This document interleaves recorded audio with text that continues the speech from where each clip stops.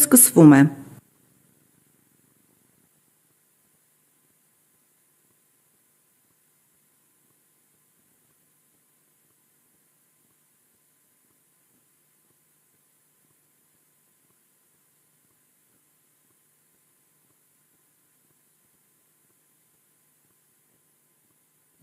Բարև ձեզ հարգելի պատգամավորներ, խնդրում եմ տեղադրել քարտերը եւ գրանցվել։ Գրանցում։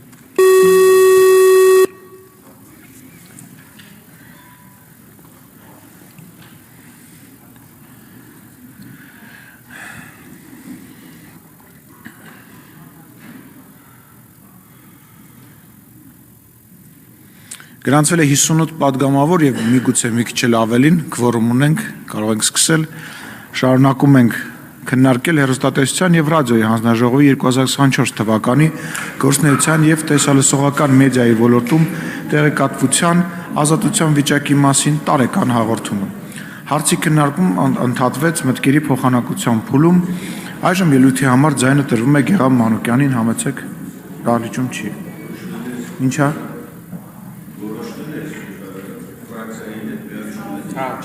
Հա, խնդիր չկա, ես ուղղակի սցենարով, այսինքն հաջորդ ելույթ ունեցող ով է մեր մոտ, Լիլիթ Մինասյան, համեցեք տիկին Մինասյան, հանում եք, շատ լավ, Աննա Գրիգորյան, Աննա գրած սիսակ կլնի ես բարեմ նիստը, խնդրում եմ մի ընդհատեք ու մի տեղից խոսացեք, Աննա Գրիգորյան, դահլիճում չի, Մարիա Կարապետյան, համեցեք,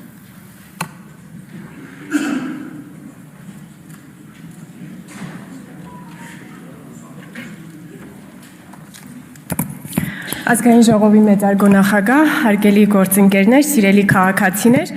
ես կցանկանայի վերադառնալ այս մտքերի փոխանակության ուրբաթ օրվա հատվածին, որտեղ պարոն Մինասյանը առաջարկեց մեզ, մեջբերում եմ ուղղակի, օգտվենք այն դասերից, որոնք որ դաշնակցությունը ստացել է թուրքերի հետ հարաբերություններ կառուցելուց։ Ինձ թվում է սա շատ կարևոր թեմա է, ոչ միայն անցյալի շուրջ բանավեճի տեսանկյունից, այլ մեր ներկա եւ ապագա արտաքին քաղաքականությունը հստակեցնելու դիտանկյունից եւ ուրեմն որոնք են այն դրվագները, որոնք քննարկման են արժանացել այս դահլիճում, դրանք 3-ն են։ Առաջինը առաջին հանրապետության մեկնարկի պահին 1918 թվականի հունիսին դաշնակցականներ Խատիսյանի եւ Քաջազնունու Թուրքիայի հետ կնքած Բաթումիում հաշտության եւ բարեկամության պայմանագիրն է, դրույթների մեջ չեմ խորանում, քանի որ վերնագրից հասկանալի է իմաստը։ Երկրորդը առաջին հանրապետության ավարտին 1920 թվականի դեկտեմբերին նույն Ալեքսանդր Խատիսյանի Թուրքիայի հետ կնքած Ալեքսանդրապոլի պայմանագիրն է, որով Թուրքիան ըստ էության դառնում էր Հայաստանի Հանրապետության անվտանգության երաշխավորը եւ պարտավորվում էր չեղարկել այլ պետությունների հետ բոլոր այն պայմանագրերը, Հայաստանն էր պարտավորվում, որոնք դեմ էին Թուրքիային կամ դեմ էին նրա շահերին եւ վերջին դրվագը արդեն առաջին հանրապետության պահպանման վերջին փորձերի ժամանակ 21 թվականի մարտին դաշնակցական Սիմոն Վրացյանի 3 հեռագրերն են Թուրքիա, որտեղ նա խնդրում է Թուրքիային օգնել պայքարելու ռուս եւ հայ բոլշևիկների դեմ։ Ես ակնկալում եմ, որ այսօրվա դաշնակցականները առավել հստակ կասեն, թե վերջ-վերջո ինչպես են նրանք գնահատում այս քայլերը եւ ինչ դասեր մենք պետք է քաղենք այս պատմական փորձառությունից արդեն մեր երրորդ հանրապետության համար։ Պարոն Խաչատրյանը այստեղ է, հա, պարոն Խաչատրյան, ուրեմն այս փետրվարին մենք բանավեճի էինք հանրային հեռուստաընկերությունում եւ ձեզ հարց տվեցին, թե արդյոք Սիմոն Վրացյանը կատարում էր թուրքական իշխանության հրահանգները, քանի որ դուք մեզ դրանում եք մեղադրում։ Դուք պատասխանեցիք, որ մեջբերում եմ ձեզ բառացի, Սիմոն Վրացյանի ասածը լրիվ ուրիշ խնդիր էր։ Կար բոլշևիկյան օկուպացիա եւ այստեղ խնդիրը այդ երկուսին իրար դեմ հանելն էր։ Այսինքն մենք կարող ենք հետեւություն անել, որ դասը, որը պետք է քաղենք այժմ, այն է, որ մենք այլևս երբեք չպետք է փորձենք թուրքերին եւ ռուսներին իրար դեմ հանել։ Դա պետք է լինի դասը։ Չնայած դուք հետո նաև ասացիք, որ Սիմոն Վրացյանը իր անձնական կարծիքն է հայտնում, սա էլ թերևս պարզաբանման կարիք ունի։ Պարոն Մինասյան, դուք էլ ուրբաթ օրը ասացիք, որ Հայաստանի առաջին հանրապետության կործանման պատճառը հենց թուրք բոլշևիկյան համագործակցությունն էր, որը ցավոք սրտի մեզ համար դաշ չի եղել եւ որ ամենավատը այն է, որ մենք դասեր չենք քաղում ձեր փորձից այդ հարաբերությունները կառուցելուց, աչքներս չռած, նաև Եվրոպայի վրա հույսեր դնելուց։ Այստեղ էլ են հարցեր ծագում։ Ես համաձայն եմ, աչքներս չռած Եվրոպայի վրա հույսեր չդնենք, իսկ Ռուսաստանի վրա աչքներս չռած հույս դնենք, թե ոչ։ Արժե որպեսզի այս հարցին դուք պատասխանեք եւ նաեւ հետեւյալ հարցին, որն է ռուսական կայսրության, խորհրդային միության, ներառյալ բոլշևիկների եւ ստալինիստների եւ այսօրվա Ռուսաստանի միջև տարբերությունը։ Եվ երբ դուք ասում եք թուրք բոլշևիկյան համագործակցությունից կործանվեց առաջին հանրապետությունը, ինչով է տարբերվում թուրք բոլշևիկյան համագործակցությունը ռուս-թուրքական համագործակցությունից։ Սիրելի քաղաքացիներ, քանի որ հնարավոր է, որ դաշնակցականները այս հարցերին չանդրադառնան, ես կարծում եմ անհրաժեշտ է կիսվել, թե ինչ եմ ես մտածում այս թեմաների վերաբերյալ։ Մենք Հայաստանի Հանրապետությունը կայացնելու համար մեզ տիրապետած 3 կայսրությունների, պարսկական, թուրքական եւ ռուսական կայսրությունների ժառանգորդ պետությունների հետ պետք է ձգտենք ունենալ կամ նորմալ, կամ լավ հարաբերություններ։ Ինչպես։ Սկսենք Իրանից, քանի որ Իրանի հետ մենք ունենք լավ հարաբերություններ, սա հեշտ է, եւ մենք այդ լավ հարաբերություններ ունենք անկախ նրանից, որ Շահ Աբասը գրեթե ամբողջությամբ հայաթափել է Արևելյան Հայաստանը 300,000 հայերին քշելով այստեղից դեպի պարսկական կայսրության հարավ։ Իսկ երբ Արևելյան Հայաստանը անցավ ռուսական կայսրությանը, ընդամենը 30,000 հայեր վերադարձան Արևելյան Հայաստան։ Մենք Իրանի հետ լավ հարաբերություններ ունենք նաև անկախ նրանից, որ պատմական մեծ հայքի 15 նահանգներից 3-ը Փայտակարան, Վասպուրական եւ Պարսկահայք մասամբ կամ ամբողջությամբ գտնվում են Իրանի տարածքում։ Մենք փակել ենք պատմության այս էջը եւ համոզված ենք, որ ոչ մի իրանահայ չի բողոքի մեր դեմ, թե ինքը ճիշտ տեղում չի ծնվել եւ կամ պահանջի մեզնից վերականգնել պատմական արդարությունը։ Ընդհակառակը, մեր երկու երկրների հարաբերությունների շարունակական պահպանման եւ զարգացման կողմնակից կլինի։ Թուրքիայի հետ հարաբերությունները։ Թուրքիան առաջինն է ճանաչել Հայաստանի առաջին հանրապետությունը եւ առաջիններից է ճանաչել Հայաստանի երրորդ հանրապետությունը։ Ինչու՞։ Բնավ ոչ մեր գեղեցիկ նայիրյան աչքերի համար, այլ այն պարզ պատճառով, որ հայերի ազգային պետությունը ձևավորվում էր ոչ թե իր տարածքում, այլ ռուսական կայսրության։ Իսկ հիմա մենք ինչ պետք է անենք։ Արդյոք պետք է գնանք եւ ազատագրենք նաեւ Արևմտյան Հայաստանը։ Ծածուկ հույսեր փայփայենք, որ եթե ոչ այսօր, ապա ապագայում նման հնարավորություն կստեղծվի։ Ոչ, մենք պետք է ռազմավարական երկարաժամկետ որոշում կայացնենք, որ Հայաստանի Հանրապետությունը չունի քաղաքական ծրագրեր Հայաստանի սահմաններից դուրս, չունի եւ վերջ։ Եթե Իրանի հետ այսօրվա մեր հարաբերությունները պատմականորեն խարսխված են Թուրքմենչայի 1928 թվականի պայմանագրի վրա, որով ռուսական կայսրությունը մեր անունից դադարեցրել է հակամարտությունը Արաքս գետից դեպի հարավ, ապա այսօր մենք մեր մեջ պետք է գտնենք կամք բոլոր մակարդակներում ներառյալ ընդդիմության փակել հակամարտությունը, վերսկսելու հնարավորությունը Արաքս գետից դեպի արևմուտք։ Հայաստանի Հանրապետության ժողովուրդը տարագիր չէ, Հայաստանի Հանրապետության ժողովուրդը պետություն ունի եւ այժմ մեր ինքնության առանցքը ոչ թե մեզ հետ պատահած ամենամեծ ողբերգությունն է, այն է ցեղասպանությունը, այլ մեզ հետ պատահած ամենամեծ բարեբախտությունը, այն է Հայաստանի Հանրապետության գոյությունը, դա է մեր ինքնության առանցքը։ Եվ վերջապես Ռուսաստանը։ Ինչպես նախորդ երկու պատմական համատեքստերում, այդպես էլ այստեղ մենք պետք է արձանագրենք, որ ռուսական կայսրությունը հալածում էր մեր եկեղեցուն, փակում հայկական դպրոցները, խորհրդային միությունը զրկեց մեզ մեր առաջին հանրապետությունից, Սիբիր աքսորեց մեզանից շատերի տատերին ու պապերին, իսկ այսօրվա Ռուսաստանը մեզ մենակ թողեց Ադրբեջանի եւ Թուրքիայի դեմ հանդիման։ Սա արձանագրելով մենք պետք է սին հույսեր չկապենք Ռուսաստանի հետ, մեղմենք մեր տնտեսական կախվածությունը Ռուսաստանից եւ առաջ շարժվենք։ Մենք չենք կարող արտաքին քաղաքականություն վարել ոչ որպես Օսմանյան կայսրության ֆիդայիներ եւ ոչ էլ որպես սովետի դիսիդենտ եւ բնականաբար ոչ էլ որպես գուբերնատոր։ Հայաստանի Հանրապետությունը կայսրությունների առջև պետք է կանգնի իր սեփական երկու ոտքերի վրա։ Բոլշևիկների գալու վախից չնետվի թուրքերի կամ ուրիշների գիրկը, այն հույսով, թե նրանք մեզ փրկելու են։ Թուրքերի գալու վախից չնետվի բոլշևիկների գիրկը, այն հույսով, թե նրանք մեզ փրկելու են։ Չնետվի ոչ մեկի գիրկը։ Ինչ կապ ունի այս ամենը այնուամենայնիվ հեռուստատեսության եւ ռադիոյի հանձնաժողովի զեկույցի հետ։ Շատ ուղիղ։ Վերջին տարիների տեխնոլոգիական զարգացումները վերացրել են տեղեկատվական սահմանները, այսինքն Հայաստանի Հանրապետություն ունի ֆիզիկական սահմաններ, սակայն տեղեկատվական իմաստով ամբողջ աշխարհում սահմաններ այլևս չկան։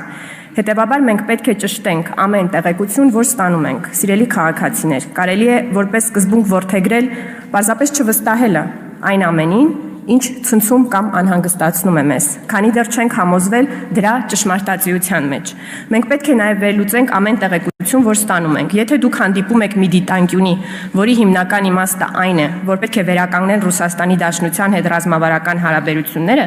հիշեք, որ Ռուսաստանի Դաշնությունը դեռ 2010-ականներից ահռելի քանակության զենք է վաճառել Ադրբեջանին եւ արդեն ունի ռազմավարական հարաբերություններ Ադրբեջանի հետ, իսկ Թուրքիայի հետ պատմականորեն կարող է մրցել կամ համագործակցել ըստ նպատակահարմարության, եւ սա չի փոխվելու։ Եթե դուք հանդիպում եք մի դիտանկյունի, որի հիմնական իմաստը այն է, որ Թուրքը հավետ իմ թշնամին է, հիշեք, որ մենք նույնանման պատմական հիմքեր ենք ունեցել այդպես մտածելու նաև պարսիկների եւ արաբների մասին։ Մեր ազգային էպոսը Սասունցի Դավիթը արաբների հետ կռվելու մասին է։ Մինչդեռ այդ ժողովուրդների հետ այժմ մենք ունենք լավ հարաբերություններ։ Եթե դուք հանդիպում եք մի դիտանկյունի, որը թեկուզ թեթևակի միտք է պարունակում, թե Ֆրանսիան կամ որևէ արևմտյան երկիր մեզ կօգնի հետ բերել Լեռնային Ղարաբաղը, հիշեք, որ դա եւս դեպի անցյալ գլորվելու ծուղակ է։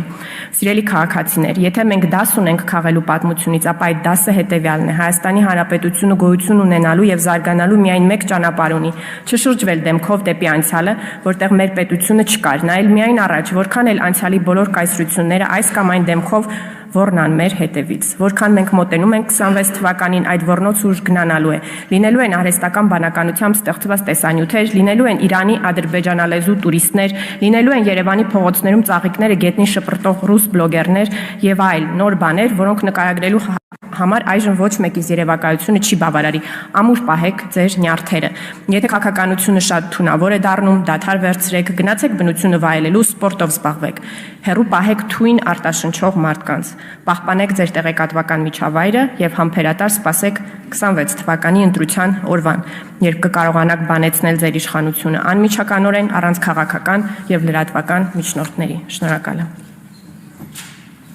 Շնորհակալություն, Հասմիկ Հակոբյան, համեցեք։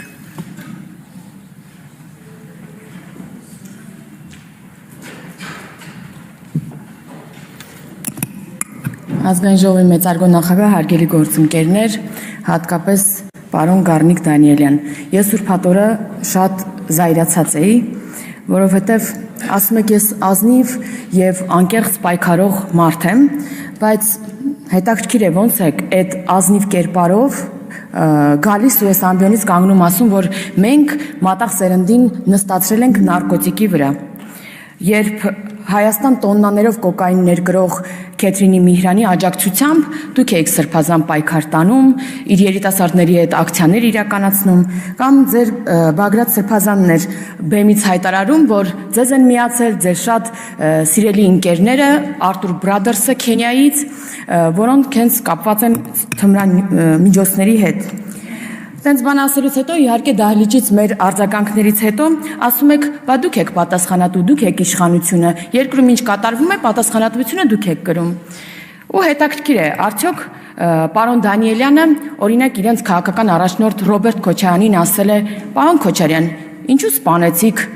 Վազգեն Սարգսյանին կամ ինչու սպանեցիք Կարեն Դեմիրճյանին հոկտեմբերի 27-ին»։ Կամ արդյոք ասել է պարոն Քոչարյան, ինչու մարտի 1-ին 10 քաղաքացու գնդակահարեցիք Երևանի կենտրոնում։ Հարգելի քաղաքացիներ, իհարկե մեզ անհանգստացնում է թմրային միջոցների շրջանառությունը եւ մենք դրա համար քայլեր ենք ձեռնարկում։ Միջգերատեսչական հանձնաժողով ենք ստեղծել, դատավարական օրենսդրություն ենք փոխել, նոր գործիքակազմ ենք ձեռք բերում նորագույն տեխնոլոգիաների կիրառմամբ շրջանառության դեմ պայքարելու համար։ Կամ գալիս եք գլուխ եք գովում, թե դուք ռևանշիստ եք, մենք էլ ձեր դեմ պայքարողն ենք։ Իսկ ով է ռևանշիզմը? Ռևանշիստը փոխվրեժի ձգտող, որևէ բանի համար փոխադարձ պատիժ վնաս պատճառելու ձգտող մարդն է։ Եվ հարգելի գործընկերներ, պետք չէ ռևանշիզմով գլուխ կովել, որովհետև ռևանշիզմը երկրորդ համաշխարհային պատերազմի այսպես գլխավոր մոտիվն էր, երբ ֆաշիստական Գերմանիան առաջին համաշխարհային պատերազմին իր կորցրածը յետ բերելու ռևանշիզմով հրահրեց երկրորդ համաշխարհային պատերազմը։ Այսինքն ռևանշիզմը խթանում է նոր հակամարտություններին եւ առաջին խոչընդոտն է խաղաղության հաստատմանը։ Սպասեք եւ ձեր ռևանշիստական օրակարգով մյուս տարի ընտրություններին նոր օրակարգ կբերեք ռևանշիզմը եւ եթե կստանաք մանդատ քաղաքացիներից, այդ օրակարգով առաջ կշարժվեք, իսկ մեր օրակարգը ինչպես այսօր, այնպես էլ վաղը լինելու է խաղաղությունը առանց ռևանշիզմի։ Մենք պատմական Հայաստանի որևէ փուլում լավագույն քարտեզներով տարածքների վերականգնման ռևանշիստական գործողությունների դեմ ենք։ Պետք է քայլեր ձեռնարկենք պաշտպանելու համար մեր իրական Հայաստանի 29743 քառակուսի կիլոմետր սուվերեն տարածքը ցանկացած սպառնալիքից։ Ինչ վերաբերում է օրակարգային հարցին, ապա ամենակիչը ինձ համար զավեշտալի է, երբ ՀՌՀ-ի անաչառությունից, օբյեկտիվությունից եւ ազատությունից խոսում է մի խմբակցություն, ում պատկանող հեռուստատեսությունը մինչ այսօր այդպես էլ եթեր չհեռարձակեց Սրբազան Աճապահյանի հարցազրույցը, ինչը թե վերջինս հանդգնել էր քննադատել Ռոբերտ Քոչարյանին եւ Դաշնակցությանը։ Շնորհակալություն։ Վահագն Ալեքսյան։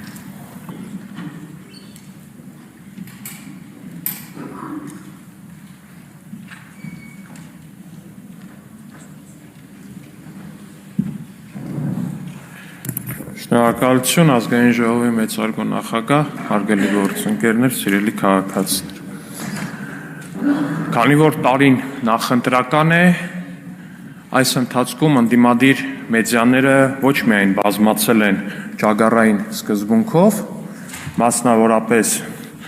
բացվել են նորանոր մեդիաներ, նորանոր լրատվականներ, սև ու կոռումպացված փողերը, որոնք հաճախ նաև ակնհայտորեն այս կամ այն առնչությունը ունեն այս կամ այն քրեական գործի հետ անցնողների հետ, շատ դեպքերում նաև թմրանյութի գործերով անցնողների հետ լցվել են լրատվական դաշտ ու լրատվական տերորը հասել է մի նոր մակարդակի ու նոր բարձունքի։ Ատելության խոսքի գեներացիան ընդդիմադիր լրատվականներով պատմական մաքսիմումի վրա է հասել։ Նմանատիպ մակարդակի եղել է ենթադրում եմ մեկ էլ 1999 թվականին հոկտեմբերի 27-ից առաջ, երբ դաշնակցական ու մերձ դաշնակցական մամուլը ամեն կերպ ցեխոտում էր ու ատելություն էր տարածում Վազգեն Սարգսյանի նկատմամբ, ինչու՞ չէ տեղ-տեղ նաև Կարեն Դեմիրճյանի նկատմամբ։ Ինչ որ նոր բան կամ նոր ասելիք որպես այդպեսին չգեներացնող ընդդիմադիր քաղաքական միտքը անցել է հին ու բարի իրենց կողմից մեկ անգամ արդեն իսկ փորձված ու աշխատած տարբերակին։ Ուղղակի ցեխոտել, ուղղակի վիրավորել, ուղղակի ատելություն քարոզել քաղաքական մեծամասնության եւ նրա աջակիցների նկատմամբ։ Մեծամասնությանը անվանել թուրք ու դավաճան, աջակիցներին ժեղ ու նորից թուրք։ Թուրք դավաճան ժեղ, թուրք դավաճան։ Այս պրիզմայից ոչ մի կերպ դուրս չեկող ընդդիմադիր լրատվականները հաճախ, ինչն ամենահետաքրքիրն է, բայց այս ընդդիմադիր լրատվականները չեն խորշում խոսելուց ատելության խոսքի տարածման մասին։ Ուդեպ ատելության խոսքի տարածման մեջ մեղադրում են այնպիսի լրատվականների, որոնք դրանով աչքի չեն ընկնում երբեք։ Այ մասնավորապես վերջերս Լեռնային Ղարաբաղից բռնի տեղահանվածները ակցիա են անում Լեռնային Ղարաբաղի ներկայացուցչության մոտ Սամվել Շահրամանյանի դեմ։ Մենակ տեսնեիք, թե ընդդիմադիր լրագրողները ինչպես էին խոսում այդ մարդկանց հետ։ Ուղղակի տեսնեիք, ընդամենը նրա համար, որ այդ Լեռնային Ղարաբաղի կոնկրետ այդ քաղաքացիները իրենց քաղաքական օրակարգը չեն սպասարկում։ Իսկ ո՞րն է իրենց քաղաքական օրակարգը։ Տանել միկրոֆոնը դեմ տալ ինչ-որ մի հատ Լեռնային Ղարաբաղից բռնի տեղահանվածի, խնդրել, համոզել, չգիտեմ ինչ եղանակներով բան անել, որ մաքսիմալ ատելությամբ լի վերնագիր ստանան այդ մարդուց իշխանությունների նկատմամբ։ Հողեմ, անիծեմ, թաղեմ քեզ, երեխեքիդ, կնոջդ, հողեմ, թաղեմ, անիծեմ։ Նմանատիպ բառապաշարով վերնագիրը ստանա, այդ վերնագիրը տեղադրեն սենց հպարտ դեմքերով, հետո այդ վերնագրին ի պատասխան ակնհայտ է, որ ատելության խոսքին ի պատասխան հասարակության շերտերը պատասխանելու են ատելությամբ, այդ տենց չգրված օրենքը, շատ վատ է ու ես դա դատապարտում եմ։ Բայց այդ վերնագրին ի պատասխան քաղաքացիների կողմից հնչածը գան ու սենց դատապարտեն լուրջ դեմքերով, էլի սենց ոնց որ մարդու իրավունքների եվրոպական դատարանից հենց նոր դուրս եկած սենց սպիտակ օձիքով մարդկանցից բան անեն, մարդկանց դեմքով սենց դատապարտեն։ Այ ատելության խոսք է տարածում։ Դուք եք տարածում այդ ատելության խոսքը։ Ձեր լրատվականներն են տարածում այդ ատելության խոսքը։ Ամենօրյա ռեժիմով են տարածում այդ ատելության խոսքը։ Ու մեր քաղաքացիները դրանից պաշտպանվելու ինչ-որ մի միջոց պետք է գտնենք, մենք պետք է գտնենք, որտեղ սա աննորմալ է, այս մակարդակի ատելության խոսք, ես ձեզ անկեղծ եմ ասում, ուղղակի նայեք, քանի լրատվական է բացել ընդդիմադիր բանը, այդ մեդիա, չգիտեմ էլ ինչ, մեդիա կոնգլոմերատը որպես այդպիսին, տոննաներով, միլիարդների փող է ծախսում, 90% իհարկե ոչ օրինական գրանցված է, լրագրողների 90%-ին իդեպ սևով են գրանցում ու չգիտեմ ոնց են փողը տալի, որին նայես նվազագույն աշխատավարձով է գրանցված, ես ձեզ անկեղծ եմ ասում, նվազագույն աշխատավարձով ոչ մի լրագրող միկրոֆոնը չի վերցնի ու գա ազգային ժողով, դա անհնար է ուղղակի։ Հարկերը թաքցնում է, սևով փողը տալիս են գրպանները, ատելության խոսք են պահանջում։ Այդ է պահանջը, գնացեք, սևացրեք, ցեխոտեք, ատելության խոսքը տարածեք, դա է։ Միակ նարատիվը այդ է։ Ու մի հատ էլ այստեղից գալիս են ասում են, բա իշխանական քանի լրատվամիջոց գիտեք, ժողովուրդ ջան։ Դաշտի 90%-ը ձեր ձեռն է, ձեր քաղաքական առաջնորդների ձեռն է։ Որը բացում ես ատելության խոսք, ասենք ձեր լրատվամիջոցներով հարգելի պատգամավորներ, ընդդիմադիր պատգամավորներ, ձեր լրատվամիջոցներով, ընդդիմադիր լրատվամիջոցներով վերնագիր է տարածվում։ Ազգային ժողովում լիքը դեպուտանկաներ կան, կներեք արտահայտությանս համար։ Ձեր մեդիան է, ձեր մեդիայի դեմքն է, հասկանում եք։ Ինչ եք ուզում դուք, ինչ եք ուզում, ինչ եք տվել, որ չեք առել։ Ինչ եք ուզում հասնեք դրանով, ում եք ուզում ինչ հասկացնեք։ Թուրք դավաճան, թուրք դավաճան, թուրք դավաճան, թուրք դավաճան։ Բանի պես սենց կրկնում են ու իրանց թվում է, թե սենց անընդհատ կրկնելով այդ նստվածքը տալու է մարդկանց մեջ։ Բայց ամեն ինչ իր չափն ունի, հարգելի գործընկերներ։ Ամեն ինչ իր չափն ունի։ Սուտն ու կեղծիքը ամենօրյա բան է դարել ընդամենը։ Ընդդիմադիր ամենահայտնի լրատվամիջոցներից մեկը Գյումրու ընտրություններից առաջ վերնագիր է տալ։ ՔՊ-ի ներքին հարցումներով Սարիկ Մինասյանը 4-ն է, ՔՊ-ն խոճապի մեջ։ Սարիկ Մինասյանը երբեք 4-ը չի եղել, երբեք չի եղել մի հարցում, որով Սարիկ Մինասյանը առաջի տեղում չլինի։ Հիմա հարց, ինչքան փող եք տվել, որ լրատվականը տենց վերնագիր գրի։ Ինչի համար է լրատվականը այդ կեղծ վերնագիրը գրում։ Ինչի դիմաց է այդ կեղծ վերնագիրը գրում։ Ընդդիմադիր մեդիան սենց ստի ասեղի վրա նստացրած ու ատելության ասեղի վրա մարդկանց նստացրած։ Այն անդիմության մի ներկայացուցիչը տոննայով կակայինը բերում է, այն մեկն էլ սուտն ու կեղծիքն ատելությամբ մեդիաներով է տալի, էլի, ասեղա, որ սարքել է կոնկրետ։ Հետո այստեղ ատելության քարոզ։ Ձեզնից լավ ատելության քարոզ ձեր լրատվականները նայեք մի հատ։ 800 ես իմ քանի հատ ընդդիմադիր լրատվական կա առհասարակ այդպես բան եղել է Հայաստանի պատմության մեջ, որ տենց 3-4 հատից ավել ընդդիմադիր լրատվականներ։ Դաշտի 90%-ը ընդդիմադիր լրատվականներն են, 90%-ով հալալ բոլորով 100%-ը ատելության քարոզը։ Մաքրամաքուր ատելության քարոզը։ Վիրավորանքը ամենանողկալի ու ամենափողոցային ձևով։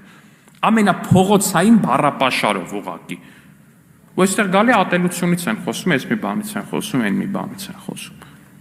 Հարգելի եւ սիրելի քաղաքացիներ, ես ձեզ կոչ եմ անում ու ես ձեզ խնդրում եմ ինքներդ ձեզ ազատել այդ ատելության խոսքից ու ապատեղեկատվությունից։ Ուղղակի մի հետևեք այդ լրատվականներին ու մի փչացրեք ձեր նյարդերը։ Սա ինչի եմ ասում, որտեվ ամեն երկրորդ քաղաքացին ասում, խիչեք դրանց փակում, խիչեք դրանց որջերը փակում։ Ես իհարկե բացատրում եմ, որ կա խոսքի ազատություն, որ չի կարելի, որ եւ այլն, բայց մարդն ասում է դուք հասկանում եք, չէ՞ իրանք ինչ են անում։ Շատ հաճախ էս վերջերս մի մարդու հանդիպել, ասում է դաշնակները անում են նույն բանը, ինչը որ արել են հոկտեմբերի 27-ից առաջ, ինֆորմացիոն նախապատրաստություն։ Ես ասում ես լավ։ Ու իրականությունը հենց այն է, հարգելի քաղաքացիներ, որ ատելության այդքան խոսքը, այդ ամբողջ մաղձը, որ թափվում է որպես այդպիսի, դա պատահական չի ու պատահական լինել չի կարող։ Այդքան փող հենց այնպես ոչ մեկ չի դնում ինչ-որ բանի մեջ։ Այդքան փող, որ ծախսվում է Հայաստանում ընդդիմադիր մեդիայի վրա, ես ասում եմ, եթե ժամանակին ծախսվեր Հայաստանի վրա, կարող է առհասարակ Հայաստանի քաղաքացիները շատ էլ գոհ լինեին նախկին իշխանություններից։ Դուք չեք պատկերացնում անկեղծ թե ինչքան ծախսատար բան է այդքան մեդիաներ ունենալ։ Օրինակ մեր կուսակցությունը ունի օրինական գրանցված լրատվամիջոց, որը եւ աշխատում է համապատասխան գումարներով, որոնք որ բաց եւ թափանցիկ կերպով փոխանցում են այդ լրատվամիջոցին։ Բայց ընդդիմադիր լրատվականները դուք ուղղակի նայեք, ես ուղղակի Պեկին էլ եմ կոչանում, ասում եմ, մի հատ ուղղակի մտեք ստուգեք։ Ցանկացած լրագրող որտեղ եք հարցրեք դուք որտեղ եք գրանցված եք, արդյոք ու ինչքան աշխատավարձ եք ստանում։ Սեյվով բոլորը 90%-ը սեյվ լրատվամիջոցի փողերը որտեղից հարց որտեղից լրատվամիջոցի փողերը լրատվամիջոցը կարա գումար աշխատի գովազդներով հարց չկա որտեղից այդ գովազդները կան այդ գովազդները հաստատ կան քանի դիտման համար է այդ գովազդները այդ ֆիկտիվ պայմանագրերի ձևն էլ գիտենք էլի տեսել ենք էտել ենք տեսել ասենք քանի դիտում եք հավաքել որ այսքան փող եք ստացել չկա այդ գումարը հասկանում եք կա քաղաքական փող կոռուպցիայից գոյացած,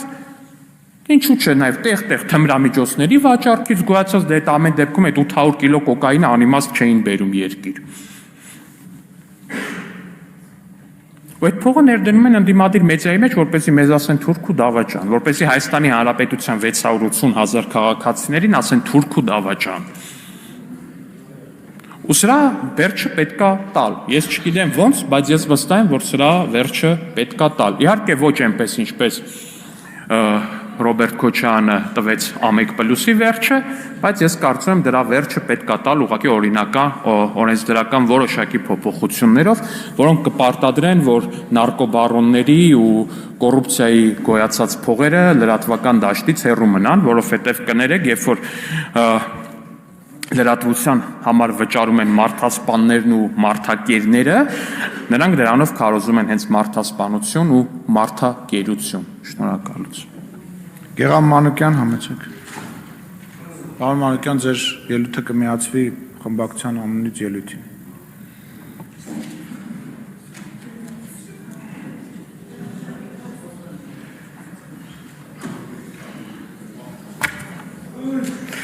Սիրելի հայրենակիցներ, ճիշտն ասած, գիտեք ինչն է դժվար այս ազգային ժողովի դահլիճում։ Անձնապես իմ համար շատ է դժվար։ Դժվար ամեն անգամ լսել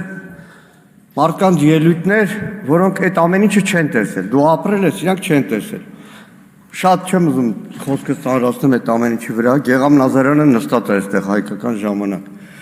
1990 թվական հոկտեմբեր 27-ից առաջ Որ մամուլներ Վազգեն Սարգսյանի դեմ արշավանում։ Էտով ասეთ։ Գլուխդ պատով տվեցիր։ Հայկական ժամանակ Նիկոլ Փաշինյան։ Մի հատ գնացեք մամուլը նայեք։ Սուտ խոսացիր որովհետև։ Հայկական ժամանակ Նիկոլ Փաշինյան։ Տիկան Հակոբյանը գոնե վկա է։ Լավ։ Պարոն Հակոբյան, այսօրվա խոսքս իրականում հանձնաժողովին շատ չի վերաբերվելու, բայց վերաբերվելու է անձամբ ձեզ։ Ձեր տարեկից օրինակ Առավոտ թերթի գլխավոր խմբագիր Արամ Աբրամյանին, ինձ, մեր տարեկիցներին, որոնցից գողացել են մեր 30 տարին, այդ 30 տարվա բովանդակությունը, պայքարը, ուրախությունը, տխրությունը եւ շարունակում են գողանալ։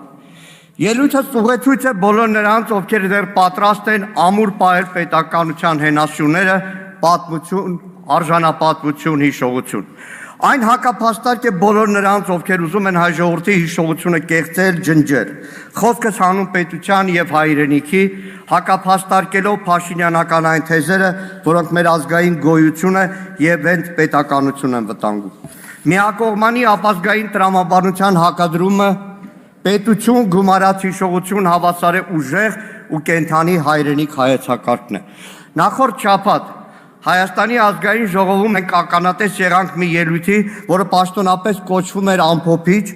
զեկույց, բայց իրականում այն քաղաքական մանիֆեստ էր պետականություն առանց հիշողության, իրականություն առանց արմատների ու ապագա առանց ինքնության։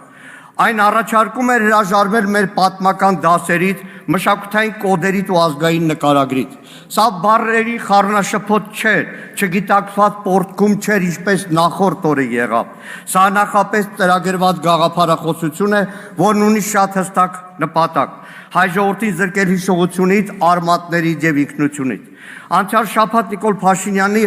մանիֆեստի վերածեց անցնող մի քանի տարիներին արդեն ավանդական դարձած ներազգային կյանքում հակադրումներն ու թշնամացումները։ Հիշում եք, բաժանումները տարբեր էին՝ սև ու սպիտակ, նախկին ու ներկա, հարկատու, թալանչի, հայաստանցի ու սփյուռքահայ, հետո արդեն 2020 թվականի պատերազմի ժամանակ հայրենանվեր կամավոր ու դիզերտիր, արցախցի խուճապ տարածող, դավաճան ու վարչապետի առաջին իսկ կոչով ճակատ շտապող որդի։ Նմանատիպ բաժանումները յետ պատերազմյան շրջանում այլևս որքան մեծանում էին, թուրք-ադրբեջանական ճնշումները, այդ հակադրում հարցադրումները ուղղված հասարակությանն ավելի ցայտուն, ավելի ցինիկ ու բանականություն չճանաչող էին դառնում։ Օվերտոնի պատուանի սկզբունքով հրապարակ էին նետվում ամենատարբեր մտքեր, որոնք արժանանում էին նախ համատարած պարսավանքի, դատապարտման, ապա ժամանակ հետ դառնում էին սովորական, մինչև որ մի օր դրանք այլևս իրողություն էին դառնում դժբախտաբար։ Իսկ հետո Արարատ թե Արագատ բաժանումը, ապա հայրենիք թե պետություն բաժանարարը, հաջորդիվ արդեն հայոց ցեղասպանության շուրջ անառողջ քննարկումը։ Ընդ որում ուշադրություն դարձեք, այս բոլոր հակադրումները կատարվում էին հագորդ տալով թուրք-ադրբեջանական ճնշումներին, պահանջներին ու ճաշակներին։ Անցյալ շաբաթվա ելույթում արդեն Փաշինյանն այլևս նոր դոզա ներարկեց ներհասարակական կյանքում։ Այս ամբիոնից հակադրեց Արցախյան շարժումն ու անկախության համար պայքարը, այլև Արցախյան շարժումը համարեց խոչընդոտ այ պայքարի համար։ Նա բացահայտ ձևով հակադրում է մեր նորագույն պատմության երկու նացիաները՝ Արցախյան շարժումը եւ Հայաստանի Հանրապետության անկախացման շարժումը։ Սա ոչ թե թյուրիմացություն է, այլ գաղափարական դիրքորոշում, որն այսօր պաշտոնական է դարձել այս իշխանության համար։ Փաշինյանը միտումնավոր խոսում է, թե իբր մենք ընդամենը հիմա ենք հասել պետականություն կառուցելու իրական հնարավորության, թե մինչև հիմա Ղարաբաղի համար ենք ունեցել անկախություն։ Սա ոչ միայն պատմական փաստերի ընտրովի մեկնաբանություն է, այլ նաև վտանգավոր արդարացում վերջին տարիների բոլոր ձախողումների համար։ Իր խմբագրի եղած ժամանակվա ոճով ամեն ինչից մի քիչ իմանալով, իբր լուրջ դատողությունների հանգող Փաշինյանը եզրակացնում է, որ մեջբերում եմ 80-ականների վերջին Հայաստանի անկախության գաղափարը գեներացվել է ոչ թե հանուն անկախության ու պետականության, այլ հանուն Ղարաբաղի խնդրի լուծման։ Սուտ է, ոչ ճիշտ, ոչ պատմական եզրահանգում։ Արձանագրենք, որ անկախության շարժումը մեր ժողովրդի հասարակական քաղաքական կյանքում առնվազն 20-րդ դարում զուգահեռաբար զարգացել է երկու տարբեր հատվածներում։ Սփյուռքում իր ձևավորումից ի վեր դաշնակցության ջանքերով, համառությամբ, մայիս 28-ն ու եռագույնը փայփայելուց սկսած մինչև սերունդ դաստիարակելով ու մայր հայրենիքում դեռ 50-60-ականներից անկախության գաղափարի համար պայքարած, Սիբիրյան աքսորներ տեսած, այդ ճամփեքին նաև նահատակված նվիրյալների մի ողջ փաղանգով։ Իդեպ այդ անկախական սերնդի տարածող գաղափարների մեջ իր մշտական ներկայությունն էր նաև հայոց ցեղասպանությունը։ Հայաստանում Արցախյան շարժման մեկնարկը, որը տրվեց համաժողովրդական շարժման մեկնարկ դարձած 87 թվականի աշնանը, իբրև հարթակ բնապահպանական շարժումն էր, որը խորքում էր Արցախի արցախայության խնդիրներն էր Արցախում, մինչև 88 թվականի փետրվարյան համաժողովրդական շարժումը։ Արցախյան շարժումը խոչընդոտ չէր անկախության համար, այլ դրա շարժիչ ուժը։ Ամեն ինչի մակերեսային տիրապետող Փաշինյանն անգամ չի էլ պատկերացնում կամ իրականում չի էլ ուզում առերեսվել հաշվի նստել պատմական այն իրողության հետ, որը տիրում էր այդ օրերին խորհրդային Հայաստանում։ Այն մթնոլորտը, որ դեռ ամուր խորհրդային միության սահմաններում մեր հասարակությունը Արցախյան շարժումը դիտարկում էր ներպետական կանոնակարգերով որոշելի քարտ, բայց բնականաբար կար նաև 60-ականների երբեք դադար չառած անկախականների կրակը։ Փաշինյանը միտումնավոր զրոյացնում է, անտեսում այն իրողությունը, որ ազատության հրապարակ այդ նորերին միասնական միլիոնանոց էր, բայց եւ բազմաշերտ Գորբաչովին հավատացող դեմոկրատներից մինչև հակասեմական հայդատ խմբակի անդամներ, մեր բալթյան ու վրացական, ադրբեջանական այլախոհների հետ դաշինք կազմելու երազողներից ու դրանով Արցախի հարցը լուծում տեսնողներից մինչև Միացյալ Հայաստանի տասնամյակների երազանքով ապրած 60-ականներին մեր հողերը բացականչած դաշնակցության համակիրն է։ 1980 թվականի ժողովուրդը դուրս եկավ ոչ միայն Արցախի, այլ Հայաստանի համար։ Մարդիկ դուրս եկան արժանապատվության, արժանամակարգի, հայրենիքի համար։ Եվ այդ շարժումն էր, որ կոտրեց խորհրդային կայսրության խարխրված պատերը Հայաստանում։ Հայաստանի անկախացման անհրաժեշտությունը դարձավ համոզմունք ոչ թե արցախյան հարցում ելք չլինելու պատճառով, այլ ոչ խորհրդային տարածքում մթնոլորտ էր այդպիսին։ Մերձ Բալտիկայից մինչև Վրաստան։ Եթե անգամ այս հարցում օրվա Հայաստանի իշխանությունները ինքնակորույս քայլեր չէին անում, ոչ թե կաշկանդված էին, այլ պահի լրջությունն էին հասկանում։ Դրա վկայությունն էր 91 թվականի Գեկաչեպեն։ Շատերը չեք հիշի, պատկերացրեք, արտանում եք մի օր Հայաստանում, որն արդեն պատրաստում է անկախության ու խորհրդային միությունում ռազմական հեղաշրջում է տեղի ունենում։ Պատկերացրեք, եթե հաջողեր Գեկաչեպեն, ինչ էր լինելու։ Եվ Հայաստանի իշխանությունների լրջությունը ի հակադրություն Փաշինյանական իշխանության, որ խելքին ոնց փչի Ստեփանակերտում ինչ բղավի։ Ու վերջապես անկախության հռչակում հանրակրվե եւ զուգահեռ նույն process-ն արդեն Արցախի հանրապետությունում էր։ Ողջ աշխարհում էլ ազատագրական շարժումները հաճախ ունեցել են եւ ունեն բազմաշերտ շարժառիթներ եւ Ղարաբաղյան հարցը եղել է համազգային ինքնության, արդարության ու անվտանգության կարևոր բաղադրիչ։ Հայաստանը աշխարհին, անգամ խորհրդային Հայաստանին հաշվի առավ, գործակից դիտեց, աշխարհի մայրաքաղաքներում մեր ղեկավարներին ընդունեց, քանի որ Ղարաբաղյան պայքարներ ուժեղացնում մեր ժողովրդին ու երկրին։ Դա էր, որ օրակարգ էր թելադրում ու ոչ թե թուլացնում մեզ։ Հետագա 30 տարիներին, եթե միջազգային բեմերում Հայաստանը եղել է ուժեղ ներկայությամբ, եթե իր տարածքով ամենափոքրը լինելով ողջ տարածաշրջանում առանձնացել է, քանի որ ուներ Արցախի հանրապետություն, քանի որ գործոն էր քաղաքական, ռազմական, դիվանագիտական։ Ու հիմա Հայաստանի հանրապետության սահմաններում տիրող իրավիճակը 240 կիլոմետրից ավել օկուպացված տարածքի փաստը վկայում է, որ Արցախի հանրապետությունն ինչ կարևորագույն ու գնահատելի անվտանգային բարձիկ էր ու գործոն Հայաստանի հանրապետության համար։ Արցախյան շարժումը պայքար էր հանուն արժանապատվության, ինքնիշխանության եւ պետականության ամրապնդման, անկախության պայքար էր, ոչ թե պետականության խաթարման։ Իդեպ,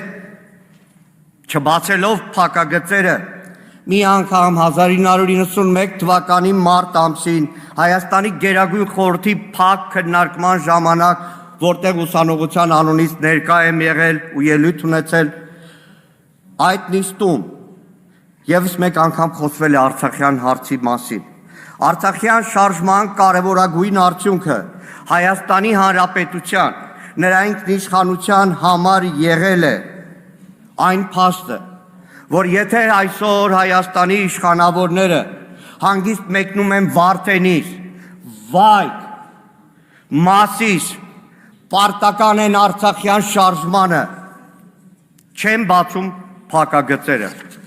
բայց այսօր այդ շարժումը հռչակվում է որպես խանգարող հանգամանք։ Դուք ուզում եք մի հասարակություն, որը չի հիշում ինչու սկսվեց Արցախյան շարժումը, որ չի հիշում ինչի համար տվեց զոհեր, մոռանա Շուշիի ազատագրումից մինչև Արցախի հանրապետության զարգացումն ու կայացումը։ Փաշինյանական ելույթում շեշտում էր, որ Ղարաբաղյան շարժման շարունակությունն այսօր կործանարար է, այնինչ ոչ միայն անցյալում էր դա սխալ, այլ հիմա էլ պիտի մոռանանք,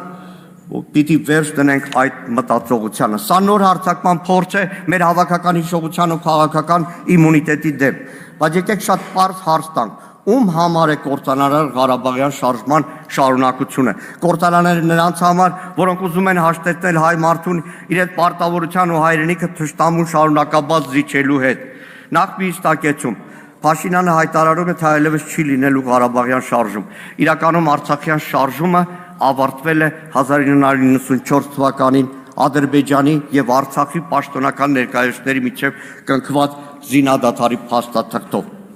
Դրանից հետո այլևս Արցախյան հարցը դարձել է միջազգային քննարկման ինստիտուցիոնալ հարց։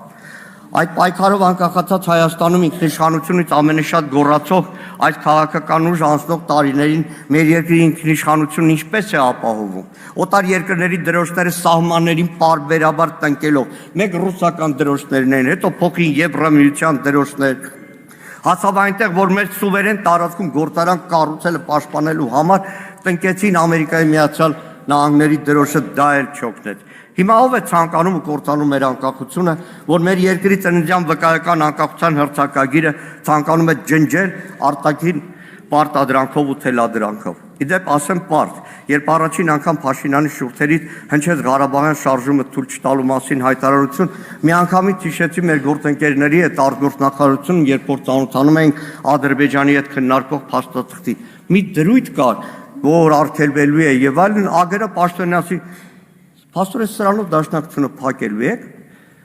կատակի տվեց, բայց չասեց չէ։ Սա է մեղը։ Փաշինյանը ոչ թե համոզված է ասում շարժում թույլ չտալու մասին, այլի կատար է ասում առայժմ չվավերացված համաձայնագիրն ու ադրբեջանական հերթական պահանջը։ Արցախյան շարժման արժեքները չեն կարող խոչընդոտել Հայաստանի անկախությանը ամուր եւ անվտանգ պետության ունենալու իրավունքը։ Ղարաբաղյան շարժման խեղաթյուրված գնահատականներն են խոչընդոտ Հայաստանի պետականության գոյությանը։ Հաջորդ արդեն տևական ժամանակ շրջանառվող թեզը, որ Փաշինյանի մանիֆեստի մեխերից է, թե տեղի ունենում իրական Հայաստանի սոցիալ հոգեբանական հեղափոխություն։ Եվ դրա արձանագրումներից մեկն է պետություն եւ հայրենիք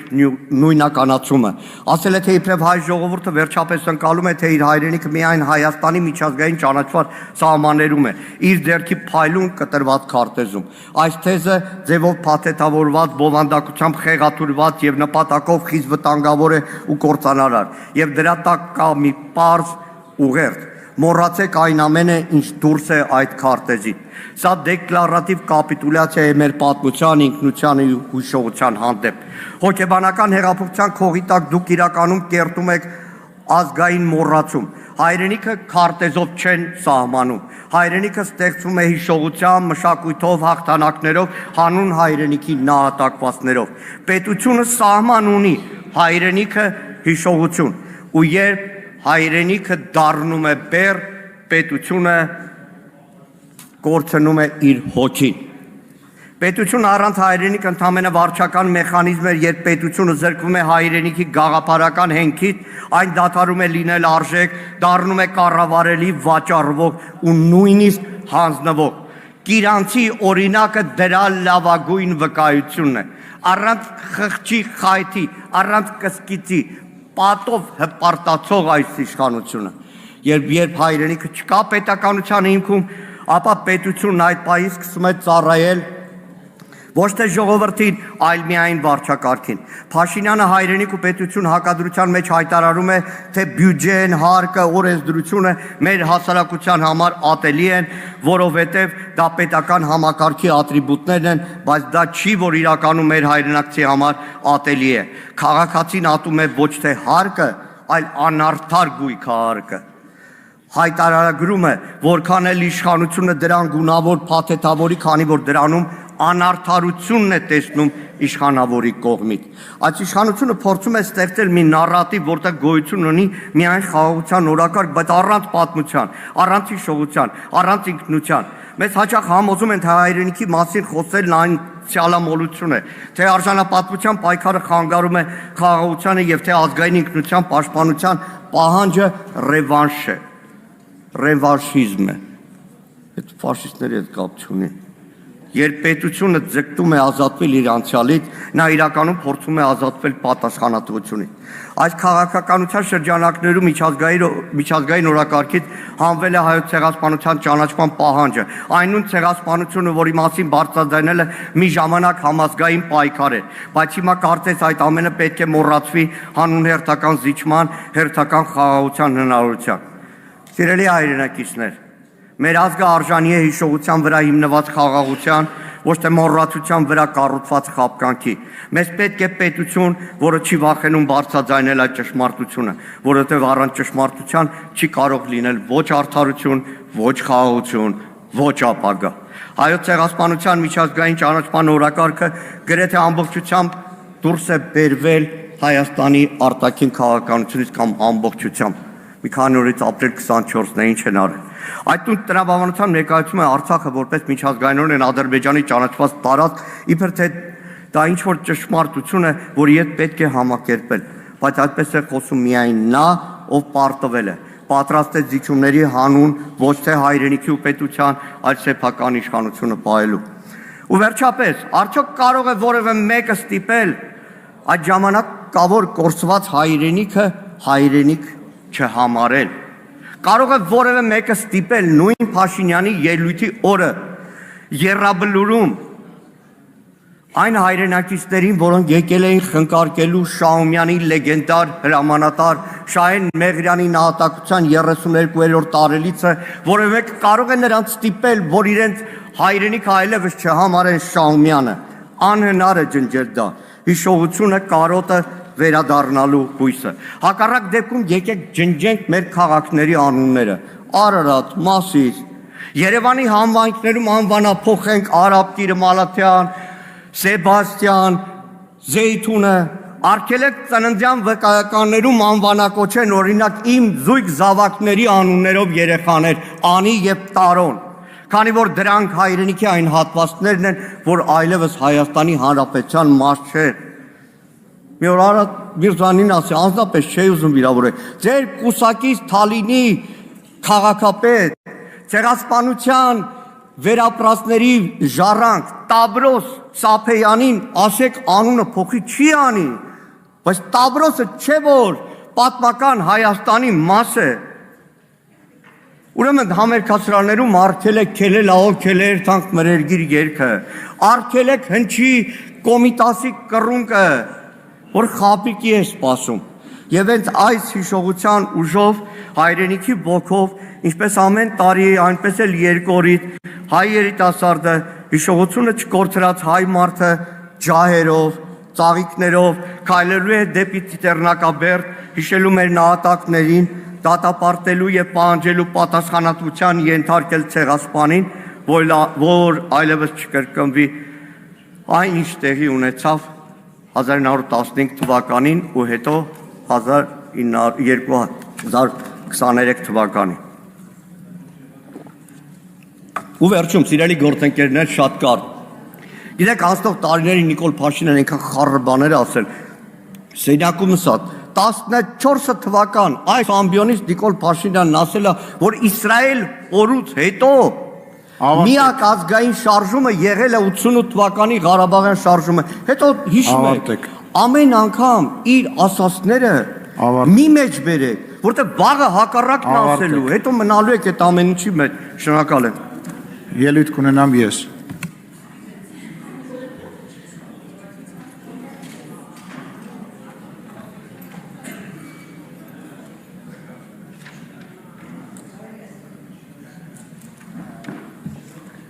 Պարոն Մանուկյան, գլուխդ պատով տվել ես դու, այլևս մի մտցրու, լսի, եթե ձեր ամեն սուտ խոսալու ժամանակ ասեի գլուխդ պատով տված նախադասությունը, գլուխ չեր մնա, ես ձեզ խնդրում եմ, տես, գալիս խոսում ես, ասում ես ներողություն չեք ուզում, խնդրեք, ասենք, ասել եմ, դուք շատ բաների չեմպիոն եք, նաև վիրավորանքներ և իրավիճակը լարելու չեմպիոն եք, ելույթ ես ունենում, մարդը արձագանքում ասում է գլուխդ պատով ես տվել դու, ես էլ ասում գլուխդ պատով տվել ես դու, տեսնում ենք արդեն, իմիջայլոց, մի սպարնում ես ինձ, դե հետով ասեց հա, գլուխները պատով եք տալիս, բոլորդ, ով որ կարա իրան թույլ տա սպարնի, ով կարա սպարնա, գլուխը պատով ա տալու, լավ հանգստացի թող խոսենք, 20 րոպե առանց էլ վարկյաններն ենք հաշվում, որ վերջը, տիկին կյուրեղան չեմ լսում ձեզ ու փարկացչո, ուրեմն հանգստացեք, առանց էլ այդ 20 րոպեանոց ելույթը վարկյաններն ենք հաշվում, եփա ավարտվելու, որովհետև ասենք ավելի հեռուստատեսության եւ ռադիոյի մասին ենք խոսում, այտենց ելույթներով այտենց ծրագրեր է անում, ոչ մեկ չի նայում, ոչ մեկ չի կարողանում գովաց ծախի դնի այդ ծրագրերի մեջ, որտեղ ոչ մեկ չի նայելու։ Կարամ Տրուսիկով չի, բայց կարամ նկարը ուղարկեմ նայես տեսնես, որ մի գնա է, ուր ես գնում, բայց ես նորմալ փող եմ աշխատել, ձերպես փող չեմ աշխատել, արին էստե մի գնա, վախեցար։ Հետ արի, եղբայր, հետ եկեք, 20 րոպե կյանքները կերար բոլորիս, խնդրում եմ նստի լսի, խնդրում եմ նստի լսի, էլի, կլսես չէ հետո, շնորհակալ եմ, եղավ, շարունակեմ, այդ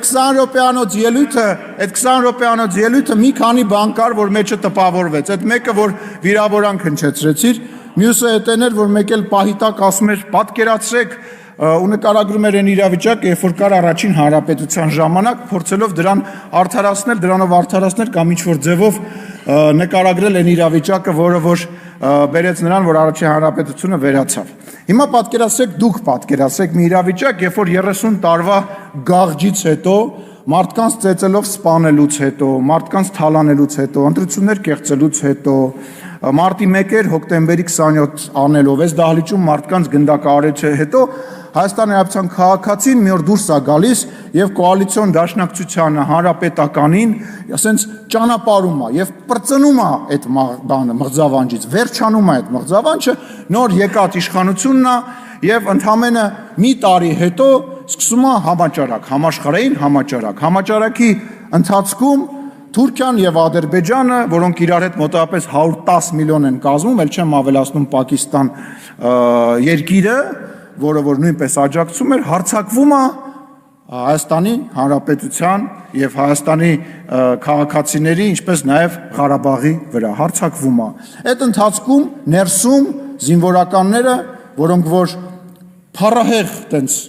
գովաբանված էին վերջին 30 տարվա ընթացքում, սկսում են սուտ տեղեկություններ պատմել ռազմաճակատում տեղի ունեցած իրավիճակի ժամանակ։ 5 տարբեր տեղեկություն են հայտնում, մեկը մի բան ասում, մյուսը մի բան ասում։ Այս նոր իշխանությունը բնական է տենց ընտրված, առաջին անգամ ընտրված իշխանությունը փորձում է ինչ-որ ձևով իրավիճակը փրկի, որովհետև դե պարզ է ինչի համար փորձում է փրկի։ Այդ ընթացքում ներսում, պետության ներսում գործի է դրվում 5-րդ շարասյունը։ Ազգային եւ բանը տենց հայրենասիրական լոզունգների տակ ներսից սկսում են պետությունը քանդել եւ փորձում են այնպիսի իրավիճակ ստեղծեն, որ պետականությունը որպես այդպեսին վերանա, որպեսի մի չգիտեմ զինվորական խումբ զավթի իշխանությունը եւ Հայաստանի Հանրապետությունը ունենա այն ճակատագիրի ինչ ունեցավ 1920 թվականին, օրինակ։ Տենց իրավիճակում։ Դրանից հետո Փառք Աստծո Հայաստանի Հանրապետության իմաստուն ժողովուրդը,